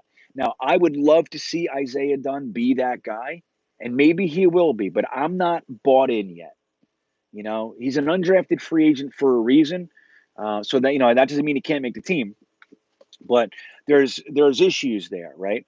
So even though he looked good in shorts, let's see what he does against the receivers with pads on. If he looks good for a couple weeks, then great. But I'm not sold on him yet, just because of those first few OTA practices and stuff. I'm rooting for him. Dude, imagine like Bryce Huff, Hamilcar Rashed, Kenny Yeboah, and Lamar Jackson. Imagine those guys end up being players and we found them all as undrafted free agents. Ain't nothing wrong with that, kids. You know? So, Anders, I think our number 2 cornerback is going to be Blesson Austin. Look, I don't love Blesson Austin. I don't. But let's not forget, man. It's been a rough couple years. So a lot of these players that were like good and bad and good and bad, let's see what they do with some real tutelage. And that's not to shit on Greg Williams. I like Greg Williams as a defensive coordinator. I do. But I didn't love his staff. You know, they were kind of a lot to be desired there. They left. There wasn't a lot to be desired. Oh, Three Amigos. I'm ready for a 2022 mock. You know what? Maybe next week we do some of that. I don't know. It's kind of hard. Maybe I'll do like an impromptu Monday night mock. What do you think? You want to just, and then we'll save it and see how well it applies to next year. What do you think? Our receiving core is pretty much like my weight pre-COVID. Pretty thin. Post-COVID, pretty thick. It's Anthony Mazzola. It's funny. It's amazing how bad we really were last year, isn't it? Like our wide receiver core was atrocious. Now, it was mainly because of injuries. But dude, what a mess. What a mess that was. And now, see, like, look, Joe Douglas, you can clearly see he learned. He brought in Denzel Mims. He brought in Brashad Perryman. You know, he had Jamison Crowder. So, you know, he brought in Doxson as like a flyer. So he did some stuff. He brought in 5 wide receivers. And then everybody got hurt. Everyone. We had Chris Hogan and what's the guy's name? Malloy, right? Or something like that. Starting.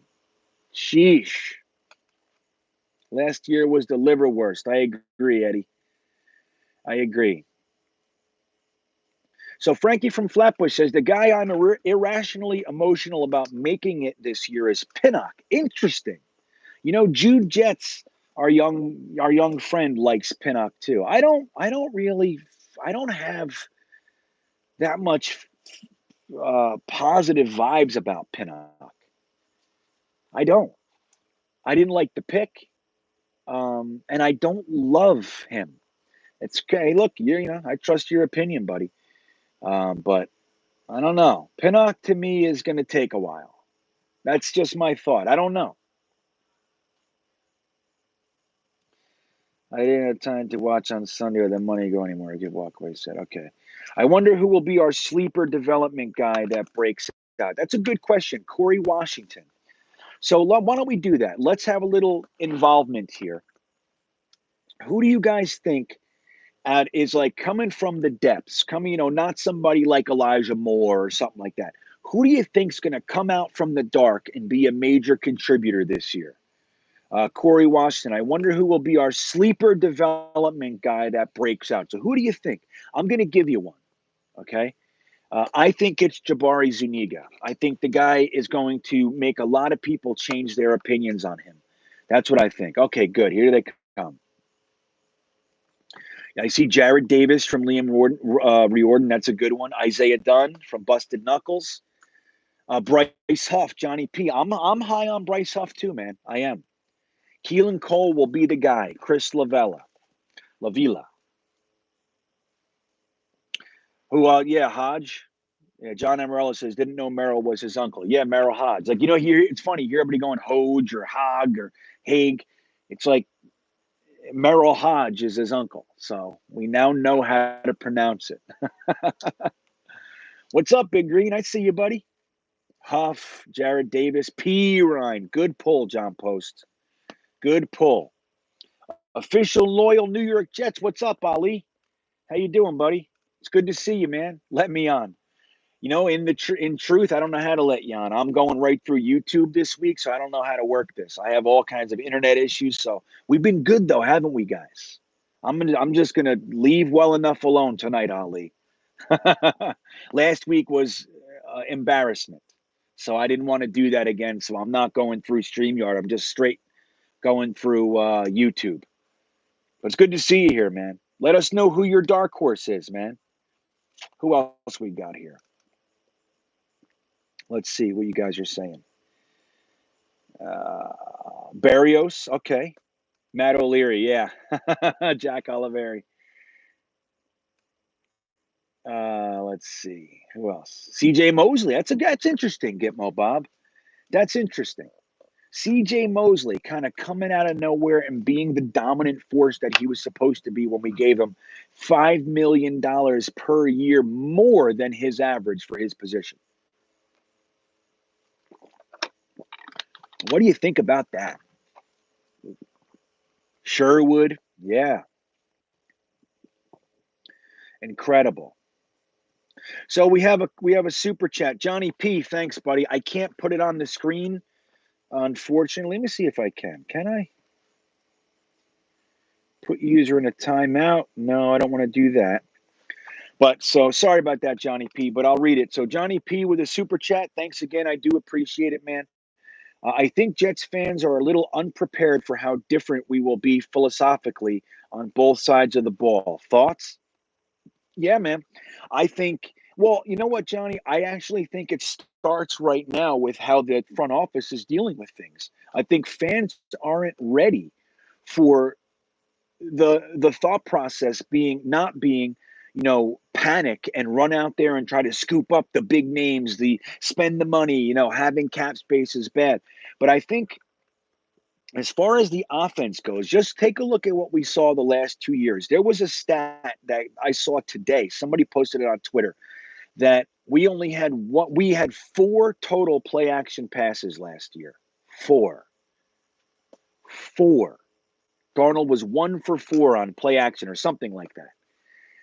That's just watching an offense like that, watching somebody that's stale, stagnant, plays almost you got the impression sometimes that Adam Gase was playing afraid. He was tentative and he was limited by the specific players that were available. What we're hoping to see this year is an actual fluid offense that is able to be built around the players that we have. So, like, let's say, just God forbid, a couple guys go down. That doesn't take an entire section of our playbook out. Mike LaFleur is the rumor. The word is that he's supposed to be able to figure out how to make and change that offense around the players that he has. So that's number one. That's a good thing. I think as far as the defense goes, um, number one, we're going back to a four-man front, right? Which for me, the guy that I grew up as, I became a Jet fan with the New York Sack Exchange, four-man front dominating the line of scrimmage. And all through, my younger years and into my 20s and stuff, we were a four-man down line. That's what we had. You look at Joe Walton years and the Costlet years and Pete Carroll. We had a four-man front. Remember, it was Marvin Washington, Jeff Lageman with Scott Mercereau and Dennis Byrd. Like, we were a four-man line. Only when Parcells came in here did we start seeing some of the 3-4 stuff. So going back to a four-man front, it gives you the opportunity, if your four guys can actually create organic pressure, that liberates your defense to be able to do other things. If your four guys can create pressure, number one, when a blitz comes, now it's going to be an effective blitz. When you're not blitzing, if your guys are creating pressure, the quarterback has nowhere to go because there are defensive backs and linebackers everywhere. And the minute that they do pass it, they're crushed or whatever. So it changes the entire feel of a defense from a read and react. Like, you look at Greg Williams, what he was doing with Quinnen Williams. Quinnen Williams was a nose tackle and a 3-4, which is not his skill set. Quinnen Williams as a 3-tech, being able to create pressure, is significantly closer to what he's supposed to be doing. Now, he did a good job as a space eater playing, he was two-gapping a lot. So he's responsible for both gaps, and he's standing the lineman up and being responsible for both gaps and kind of creating a wall. He's a space eater. That's not Quinnen Williams. He did it, and he did it very, very well. But his utilizing his skill set is being able to get him to be the slippery guy that has the fast burst and the strength to get past the offensive line into the quarterback's face. We're going to be seeing that. Plus, we have a focus on our pass rush, which, guys, we haven't focused on the pass rush in forever, and we're not done. Believe me when I tell you, I'd be willing to bet that one of our first round picks next year, or one of our top 4 picks, let's say, is going to be used on a premium style edge rusher. Okay, I know it. It's going to be a cornerback, safety, edge rusher, and then maybe another offensive lineman. That's going to be our top 4 picks. Okay, so the fact that we have a 4-man front that can create pressure. Quinnen Williams and Sheldon Rankins are known for being able to get to the quarterback from the inside. Then you have John Franklin Myers, Foley Fadukasi, Kyle Phillips, Nathan Shepard behind him. You got Vinny Curry. We don't know what the story is with him, but we have Gabriel over there. We have Jabari Zuniga, who I think is going to win the starting job on the left side of the line. That's who I think by midseason he's going to be the starting left end on this line. That's what I think. Okay. So when you're able to do that and have legitimate pressure from the outside, have a nice rotation where guys are healthy, dude, it's going to change everything. Quinnen and Sheldon Rankins up front being able to get pressure in the quarterback's face with Carl Lawson and a Jabari Zuniga type being able to come around the outside, it's going to be different than anything we've seen. C.J. Mosley and Jamian Sherwood or Nasruddin, they're going to be the coverage linebackers responsible for covering space. Jared Davis is going to have one job, in my opinion. His job is to lump up whoever has the ball. He's going to be crushing people. Mainly a run stopper. They'll send him on blitzes sometimes. His job is to destroy people, and that's what we're going to see. I know. Three Amigos says if Zuniga pans out, it's going to be a big win for JD. I agree. But look, let's not forget, man. Last year, we had no training camp. We had no preseason. We had a terrible medical staff. We had a terrible coach, organization. Like looking in and judging guys like Pirine, Zuniga, Bryce Hall, all these guys, it's tough.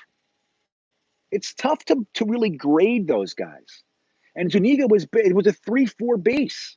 So Zuniga's not an outside linebacker, man. He'll play it. He's athletic to a degree.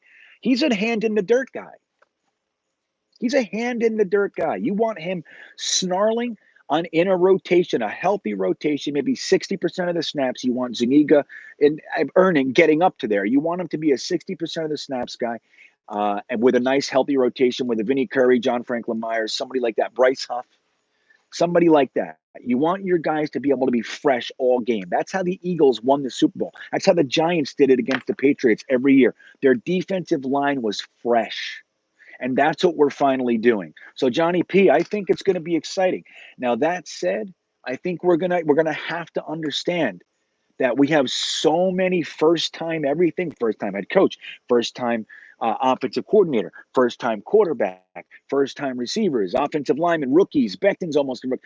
We have a lot of new stuff. We have a whole bunch of defensive backs that are going to be in their first or second year. We're going to have to know that it's going to come with lumps. It doesn't mean they suck. It just means that we're developing something new. And I think you're right, Johnny. And I appreciate the super chat, my friend. Hope that answered your question. So what did I just see? So Chris Lavila. I see that thank you for the super chat, man, but I don't see your message. It says message retracted. So if you can write your question again, I'm happy to answer it. Do me a favor, hit @GreenBean so it stands out to me. Like if you do @GreenBean and then write your question, I'll try to get to it. But thank you nonetheless, my friend.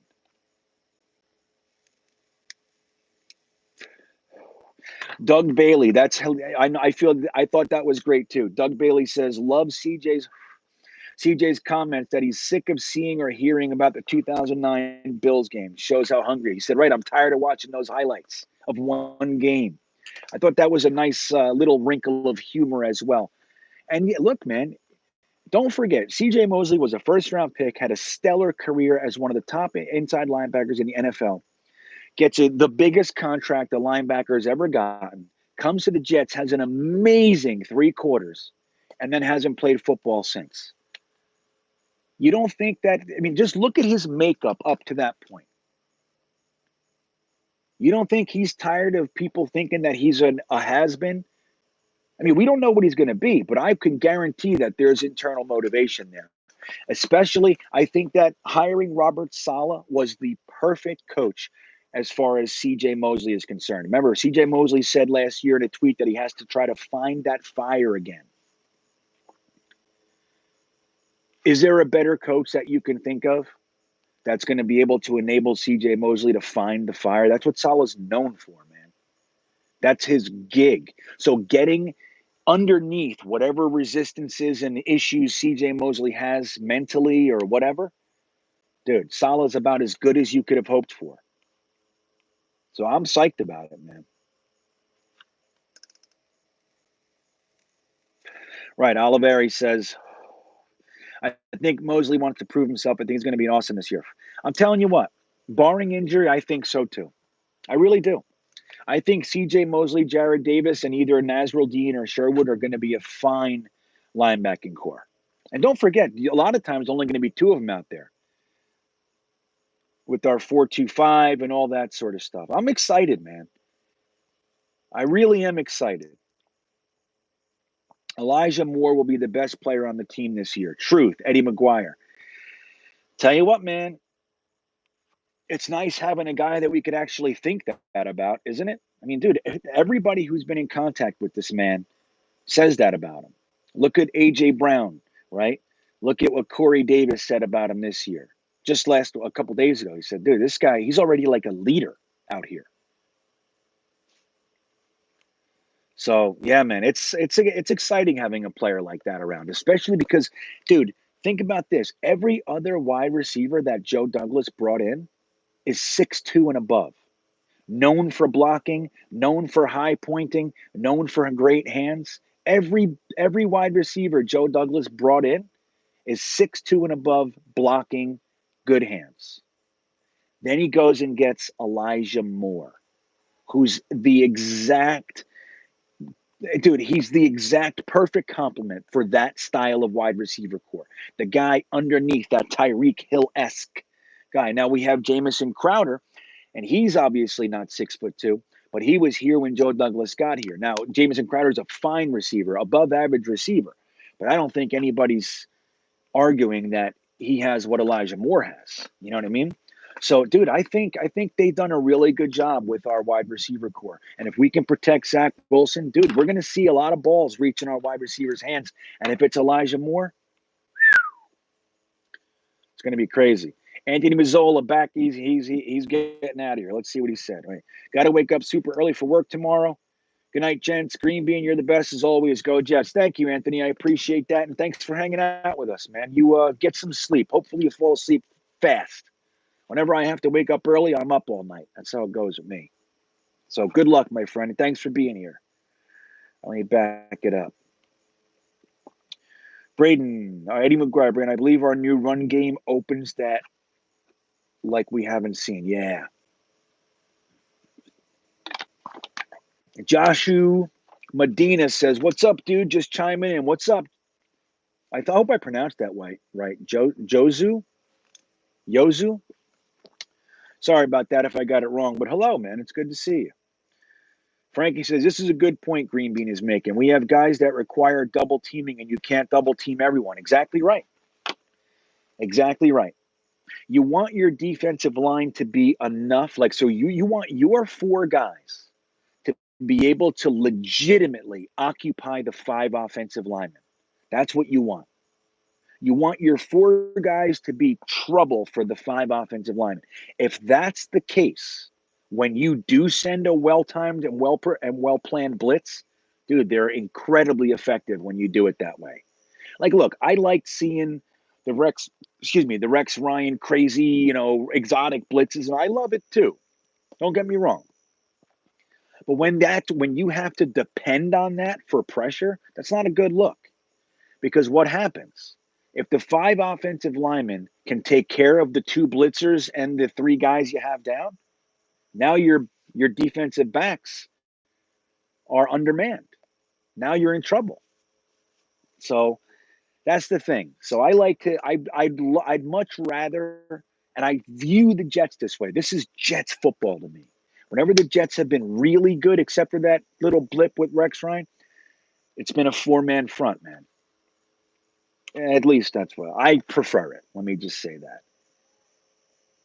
And I can't wait till next year when we bring in maybe even use our top pick. Our top pick's going to be a cornerback next year. That's what I think. I mean, unless one of these guys comes up and shows up in a way that we just can't see. But let's talk about this. Let's talk about running backs. Let's talk about our running backs. You see my boy P. Ryan getting the press? You see him? You see him? I know you see him. Here's the thing with Lamichael P. Ryan. He's not the fastest guy on the team, right? He's not the shiftiest guy on the team. But what he is he's a very consistent running back. If you look over his college career, which I have numerous times, I did a lot of deep diving on Lamichael P. Ryan back in 2020 draft, right? His averages are like 5.7, 5.8, and the 1 year 6.7 yards per carry average. Dude, the guy's a consistent workhorse type of back. Last year, number one, he was injured like everybody else last year a few times.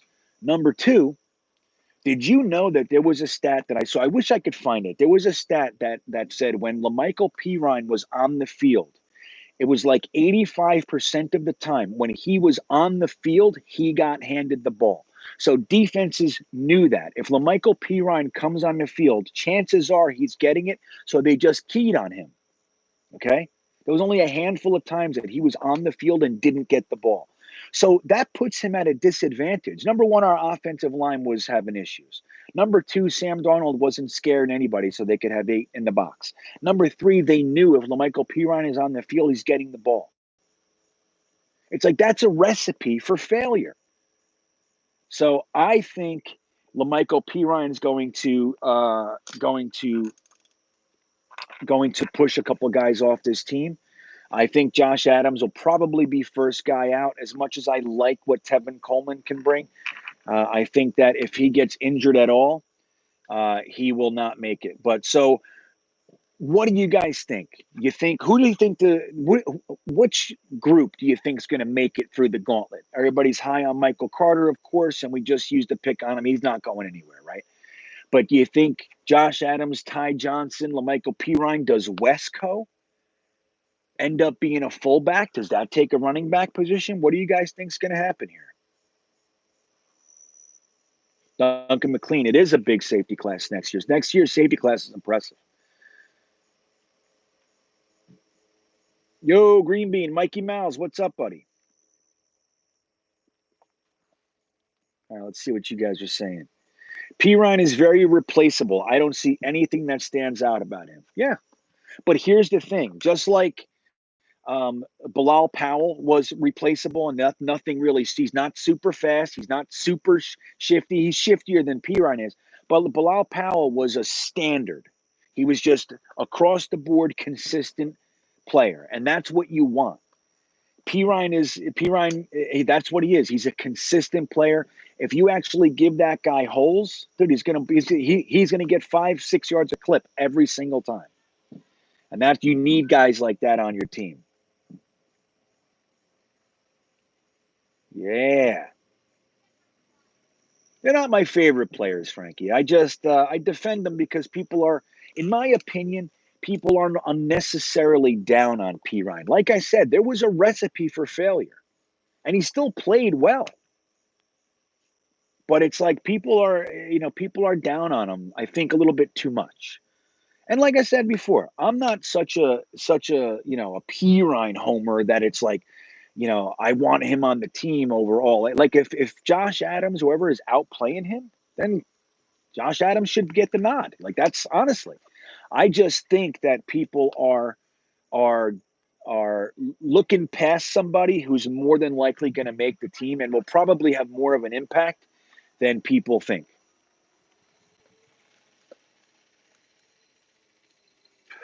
GreenBean got me on the Yaboa train. It's a good train to be on, man. You'll see. Yeah, I'm high on Wesco too. That's right. So Johnny P says Michael Carter is first, then Ty Johnson and P. Ryan, I think, are locks. I think that as well. Now, Tevin Coleman, you would imagine that they have an idea that they want him on the team, right? And I think that would be an accurate assessment. But again, he has proven that he can be injury prone. So for all of his value, if he only gives you 8, 9 games a year, then what good is he? You know what I mean? Maybe they're thinking the rotation, they could keep him healthy. I don't know. But I would hate to see too many young players pushed off the team for a vet that you know is not going to be part of your future. You know? Josh and Nick Hunter says Josh Adams might beat out Pirine. He might. I don't think so, though. I don't think he's gonna. But he might. Because I actually like Josh Adams more than a lot of people do. Powell couldn't stay healthy when you that's exactly right. Although Powell was not as injury prone as people like to think he is, but Gitmo Bob's correct. When they used him more, like a little bit closer to a starting back, he couldn't keep up with it, which is a shame because Bilal Powell was he was one of those guys. It's just like he's not the best guy on the team. He's not lighting up the league, but he's one of those, like, he's just a standard bearer. He's consistent. And like you need guys like that around. Like, you got to have your stars and everything, but you need like your workhorses. You need your hardworking blue collar, team oriented guys. That's Bilal Powell. That's LaMichael Pirine. That's Wesco. That's a lot of guys like that. You need those guys around. Joseph Grana says Hamilcar Rashid could reemerge out of nowhere. Yeah, I agree, man. Dude, if Hamilcar Rashid would have come out the year early, he had Josh Allen numbers. You know what I mean? Like he I think it was like what, 16 sacks, 20 tackles for a loss. Like, dude, it was serious. He had serious numbers. So last year was not as good, but the potential is there. The potential is there. So let me just a couple more. The question is, can our offensive brain trust counterpunch after the defense adjusts to our initial game plan? That's a good question, Joseph. It is. Well, and that's the thing. Like, that's why we need to be like cautiously optimistic with Mike LaFleur. Mike LaFleur has never run the show before. He always had Kyle Shanahan there, right? He always did.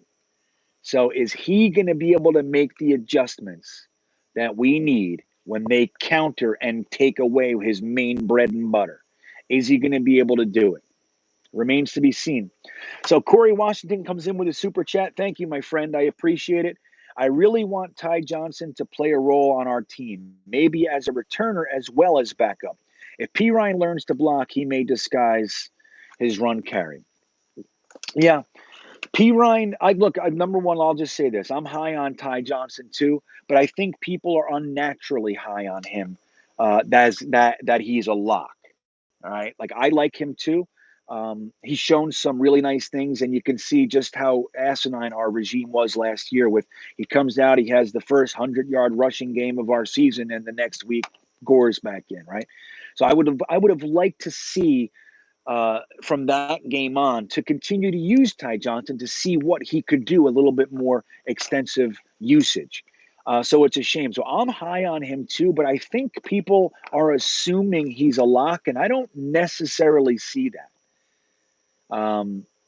I think it's I don't know. I don't think he's a lock. I think that he's got a good shot, but Josh Adams is a good running back. Ty Johnson is a good running back. LaMichael Pirine is a good running back, and I think Michael Carter is a shot at a true bell cow back. And then we have Tevin Coleman and Wesco in the mix. So I don't know how it's going to work out. It's going to be interesting, man. It's going to be interesting. So Corey Johnson, thank you for the super chat. I do appreciate it. But I think, yeah. Well, look, you got to remember too, like, when guys come in and they're rookies, there's, look, Pirine is a 4th-round rookie. So he's not coming in he's not supposed to carry this moniker as like a bell cow. He's got stuff to work on. He's supposed to be part of a rotation. He's supposed to be utilized properly to get if it's 3rd and 3 and you go out there and you make a hole for him and stick him in the hole, he's going to get you 4 or 5 yards. That's Pirine. He's a hard runner, man. And he's a north and south, which he wasn't always. He liked to try to dance, but that's not his gig. He's not a dancer, man. You can't do that. You don't have the speed for that. So if Pirine gets going on the left side of the line behind Becton and AVT, boy, he'll get you the 5 yards you need. That's my thought.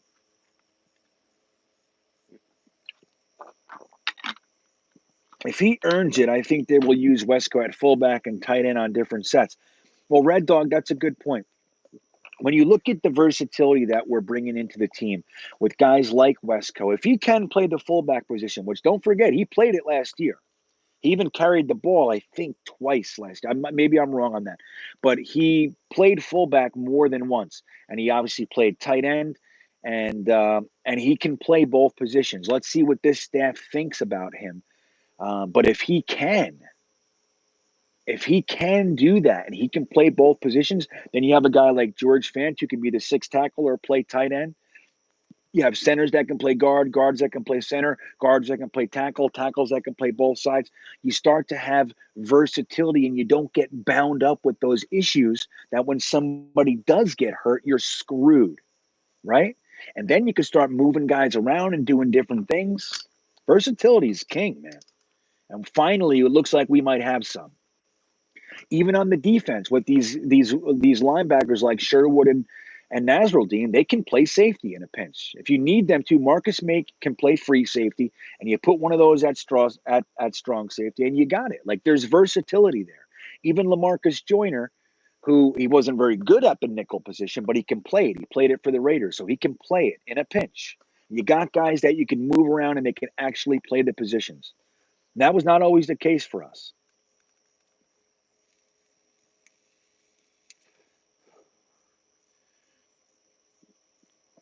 So Brazeley Felsner says, would not be at all surprised if Coleman is cut. Yeah, I wouldn't either, especially if he gets dinged. Like if the young guys are really showing something and make the decision hard, you got to let the old man go. You got to, right? Am I wrong? You can't. Like if Josh Adams, Ty Johnson, Michael Piron, and Michael Carter are crushing it, you can't make the decision between them. You're going to keep an old guy that's going to be here 1 year? I don't know. I mean, I don't know. I wouldn't be surprised either. And if he gets a twisted ankle or a shin splint or turf toe, I think he's gone. Sneakers to boots. Oh, I missed a super chat, buddy. Thank you. Thank you. Thank you. Oh, there it is. Sorry about that, man. Think so. Sneakers to boots. Thank you, my good friend. Think us Jets fans. Think us Jets fans is what got the Zach Wilson deal done. I do. I don't know. I don't agree with that. I don't. I understand what you're saying. I don't think Joe Douglas is pressured because if here's what I'll say, sneakers to boots. If that were the case, I don't think offset language would still be in the contract. And Joe Douglas got what he wanted. You know what I mean? So I find it difficult to believe that the fan response is what got it done. Because if that were the case, I don't think the offset language would be in there. You would see concessions on the Jets side, like they did concede and give them more of the signing bonus up front. Um, but I don't think that's too much of an issue with them. So I like what you're saying. I wouldn't be surprised to hear that it had an impact. I just don't necessarily agree because I think, again, if that were the case, I don't know if we would still be seeing what Joe Douglas was fighting for, which is the offset language. Don't forget, every contract that he's signed has offset language in it. So it says something about what our boy's doing. In my opinion, what happened is Joe Douglas just showed them, uh, I'm not going to be pushed around, man. Like, you're not going to get it. So this is happening. So I can do this for you. I can do that for you. I'm willing to do this. This is happening. So, and then they had a decision to make. I could be wrong, of course, but that's my thoughts on it, sneakers to boots. And sorry I missed. Thanks for catching it for me. Let me scan again and see if I missed any others. If you guys see that I missed a super chat, please let me know. Chris Lavila, remember, I appreciate it, but you didn't have a message. So let me just scan and see if you're here. See if you have another question. I don't see it. I try to catch your stuff, guys. I never want to miss anything if I can. You know.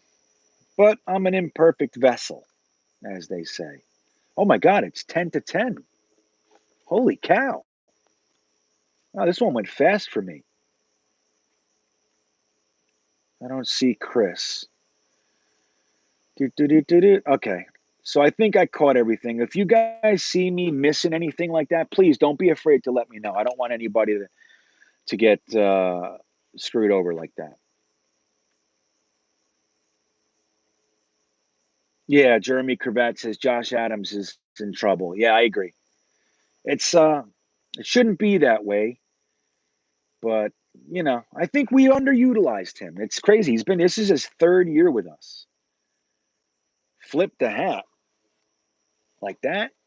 I don't like it with these. I like to flip my hats if they don't have this going on. You know what I mean? I'll do that for you though for a few minutes. All right, let me go down to the bottom and see what's going on. Secrets of Boots. Thanks, Green Bean. I just got home from work and saw the notification that we signed him and was pumped. Hell yeah, and you should be pumped, buddy. This is the stuff. This is the stuff. So now everybody's signed.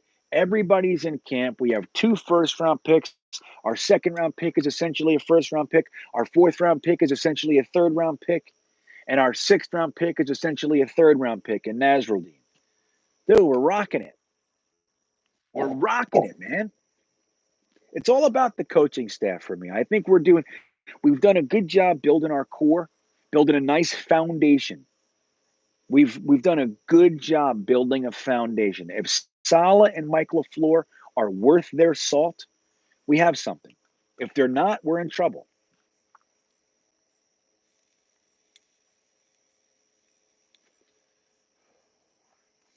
Frank Haver asks, can any of the young guys go on the practice squad? Absolutely. No, I think a guy like Brandon Eccles can make it to the practice squad. I think he might clear waivers. I think Morrison might be able to clear waivers. I don't think Kenny Yeboah is going to clear waivers, and maybe I'm a homer. I don't know. Maybe I'm blind with that guy. But I've talked to quite a few people about him that are in the know too, man. Like, believe me, I talked about the tight end class ad nauseum this offseason because I thought tight end was a bigger need than wide receiver. That's me. Um, So a lot of people were very high on Kenny Yeboah, and it's not just me, like and it's not that Kenny Yeboah is going to come in and be like he's not coming in like a T.J. Hawkinson, like with all this, he's going to dominate and be the tight end of the future. That's not. He needs some time. Like he has a lot of raw aspect to his game. But a lot of people were very high on him, and I just don't see him clearing waivers. So I don't know. To answer the question, I think yes, we're definitely going to try to stash some guys on the practice squad. But you got to be careful with that because a lot of times when you get too cute, somebody comes and snatches your boy. You know what I mean? I think Joe Douglas and his crew have a pretty good idea though of who's in danger of getting snatched. But sometimes you got to make those tough decisions.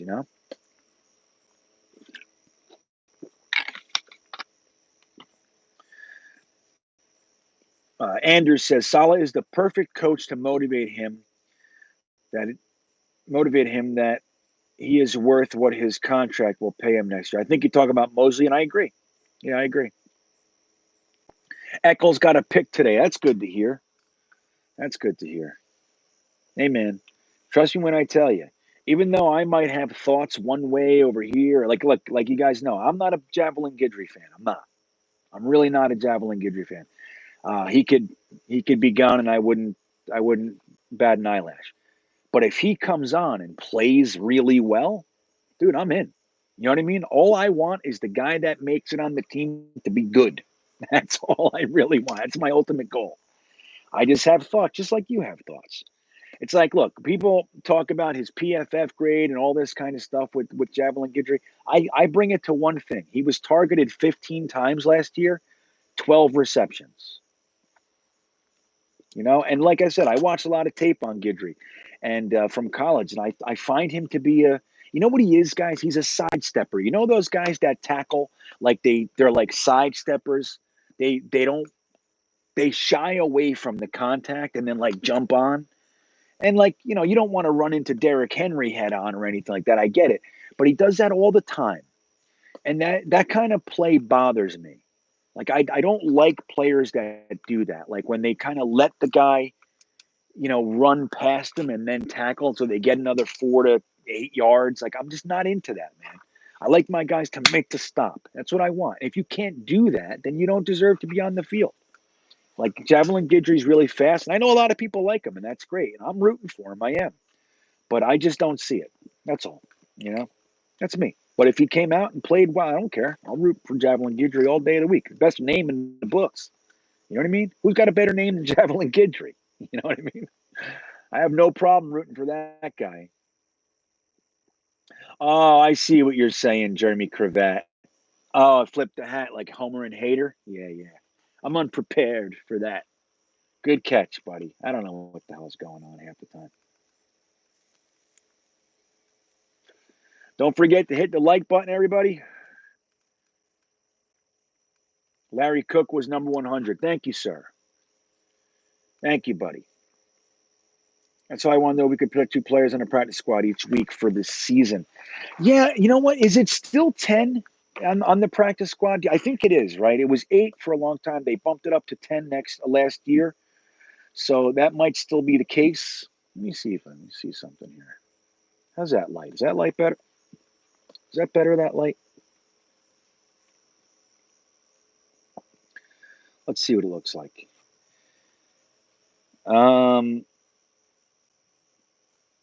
Let's see what we got here. Yeah, I know, man. There's no sugarcoating the loss of Greg Knapp, man. And I made a video a few weeks back um, about how important he was to the team. Him and Benton, sorry. They were pivotal pieces to our puzzle on the coaching staff. And I mean, obviously, and I mean this sincerely, not like I'm supposed to say it. Obviously, the man, the family, all that stuff is so much more important. But even on a very uh, team oriented level, like he was an important coach, man. It's like it can't be understated how big of a loss that is, both as a man, as a family man, a father, but even to our team and what we were hoping to accomplish this year. That's a major loss, and it's can't be understated. So that's a scary one, you know. So let's see. Frankie from Flatbush. My MC2, Michael Carter 2 as slot corner, Pinnock as cornerback 2. A man could dream. Yeah, you can. Why not? Hey, man, if there's any time to dream, it's now, buddy. If there's any time to dream, it's now. And again, like even though I said I'm not all that high on Pinnock, especially this year, the developmental fine. He's got the measurables, that's fine. But if he comes out and beats out everybody and plays well, dude, I'm the biggest Pinnock fan you ever see in your life. You know what I mean? I'm a Jets fan. I want the guys that we get to be good. So I was in the look. We have a few minutes left here. It's 10 o'clock, so we'll start to wrap this up. But I want to tell you, I went to the Hall of Fame today, and I got really cool. They gave me some space to interview, to film and all that kind of stuff. Really cool.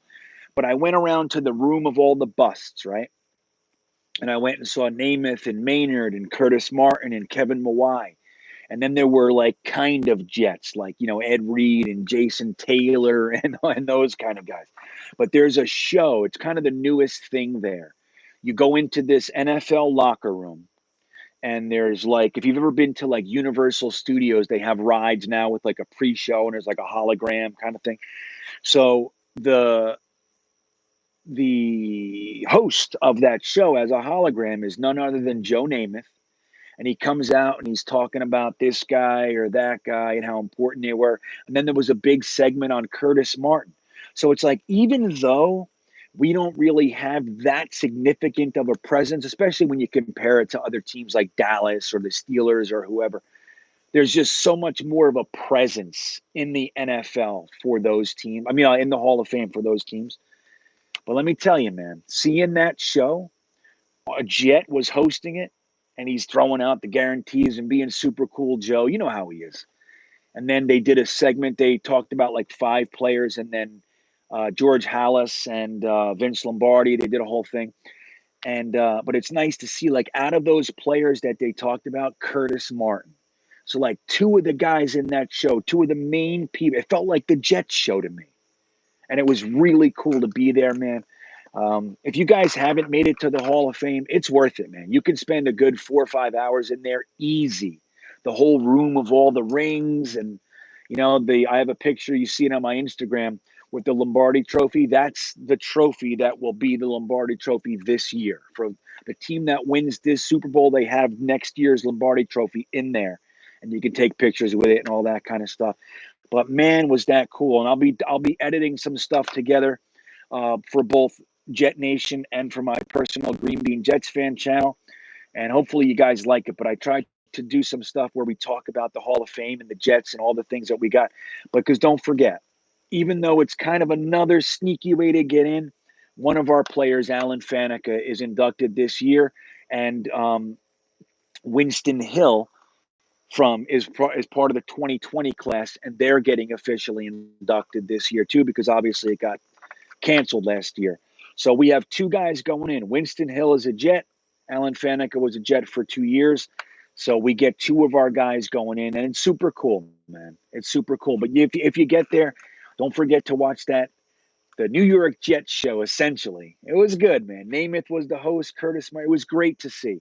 Me and my son in there in our Jets jerseys, all proud. I loved it. I loved it. So let me see what you guys are talking about, and then we'll start to wrap this one up here. Let's see.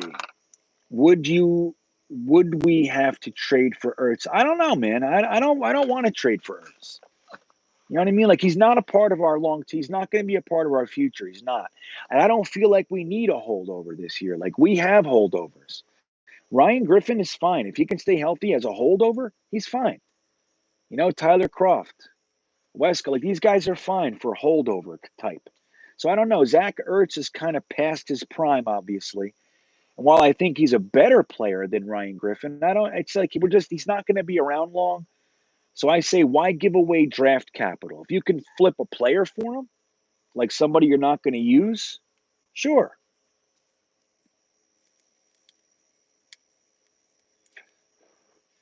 Jack Oliveri says the practice squad is 16 players. Is that accurate?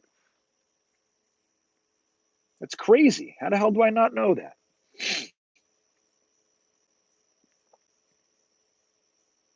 That's crazy.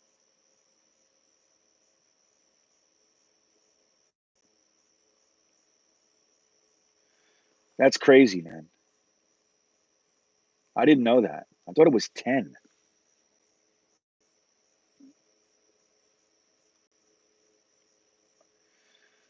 Yeah, I mentioned there was a few people that I talked to today. I said, "Hey, can I ask you a question?" And they said, "Yeah, yeah." And I said, "What's this whole story with Joe Klecko?" And I know they have no real say in the matter, but one lady, she was like giving she was like a very vocal woman around there. She took me aside and she goes, it's a tragedy that he's not in the Hall of Fame. Just so you know, we know." That's what she said. I was like, "Oh, look at that." But Klecko needs to be in. I know Slago says, I got a bad feeling Klecko will be in the Hall posthumously. Wouldn't that be some shit?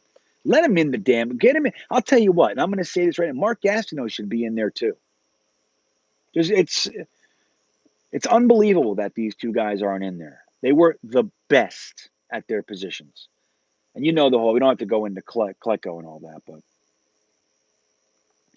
so, yeah, so that's a good idea. So before we leave, everybody give me your win-loss predictions for this year. We'll see what we got. Larry Cook, welcome, buddy. Don't sweat. Internet was great, right, Jeremy? See, I figured it out a little bit. So I'm using my cell phone. You guys are seeing me through my cell phone on cellular, and then I'm not taking any other additional waves from that, any other space, bandwidth, and I'm using the chat on my computer on the Wi-Fi. So I'm using two separate things.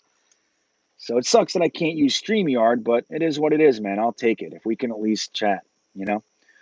So let's see. Eric Erock says 8 to 9 wins. That's right, Braden. He's in my Hall of Fame too, buddy. Blunted Vegas says 6 and 11. He's on the tentative side. He's being cautious, right? Right, Blunted Vegas. Bruce White says 9 or 8 wins, or 9 and 8. Got it. Jets ownership needs to promote Klecko. Do some work for the guy. I agree, Bob. I do. So Joe Schwartz says 8 or 9, 8 and 9, or 9 and 8. I think that's pretty good. Blunted Vegas says 2 and 14 last year, fellas. But Blunted Vegas, let me remind you, the year we went 1 and 15, the next year we were 9 and 7. So we were 3 and 13. The next year with Mangini, we were 10 and 6. Right? Well, the last year with Rex, weren't we 3 and 3 or 4 and 12, and then we came back and we're 10 and 6 too. So it happens, buddy. It happens. 2 and 14 is bad though. So Jozu says 7 and 10. Sneakers to Boot says 7 and 10. Jamie Nagar says 8 and 9. Yeah, I think we're all kind of close, right?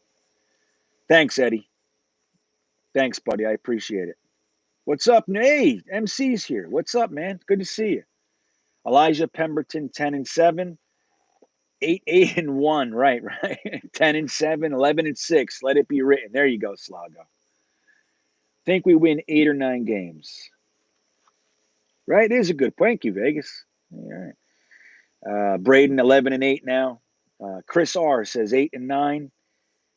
I'm going with GreenBean's predictions of 11 and 6. We are not facing any premium quarterbacks, so it gives us a chance. That's it, Masuk. I'm telling you.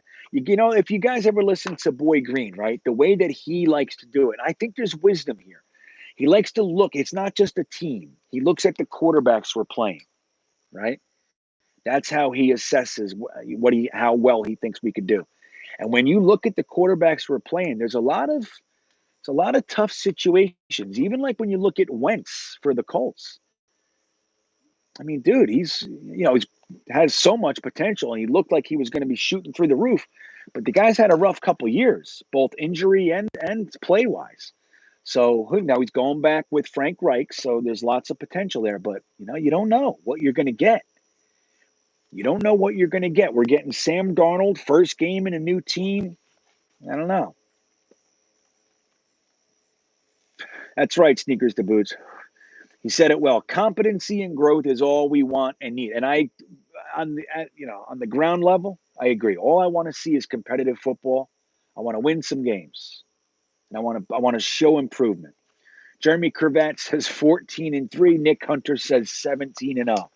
And that will wrap it up. That's the top end, right? But Bob says he never predicts a record, so I'm really disappointed. That's what happens when you have been a Jets fan for 50 years. I get it, buddy. I get it. I will tell you guys, all jokes aside, everything aside, I think we're going to win anywhere from 8 to 10 games this year. That's what I see. I think it can go either way. I hope the balls bounce in our direction for once for a change, and I'd love to see us grab that 7th playoff spot. That would be real fun. Real fun. But guys, that said, don't forget to like the video. If you haven't subbed to the channel, please give me a sub. It's real easy, man. Just click sub. If you're feeling supportive, when you're done with this, go over to Full Time Coaster Tours YouTube channel. Give me a sub over there. I would appreciate it. And guys, I just started my new Patreon. The link is in the top of the description of this video. Or maybe not in this video. I'll put it up there, but it's in most of my videos. I just did this one very sporadically at the end there. But I'll put it in there before the end of the night. If you want to be a part of my Patreon, there's additional value for you there. Obviously, that would be greatly appreciated as well. But you guys are the best, and I really do appreciate your time with me. Tonight, we got lucky, man. We had good service the whole night, right? It's rare for this guy, especially where I am right now in Ohio. I've had a tough go here. Good, Masuk. I'm glad I'm helping out over there in Malaysia. That's good. So, guys, have a good night. Thank you, and go Jets. How do I end it now? This is going to be the tough part. Let's see. This is going to get weird. All right. I am. Guys, good night. Thank you.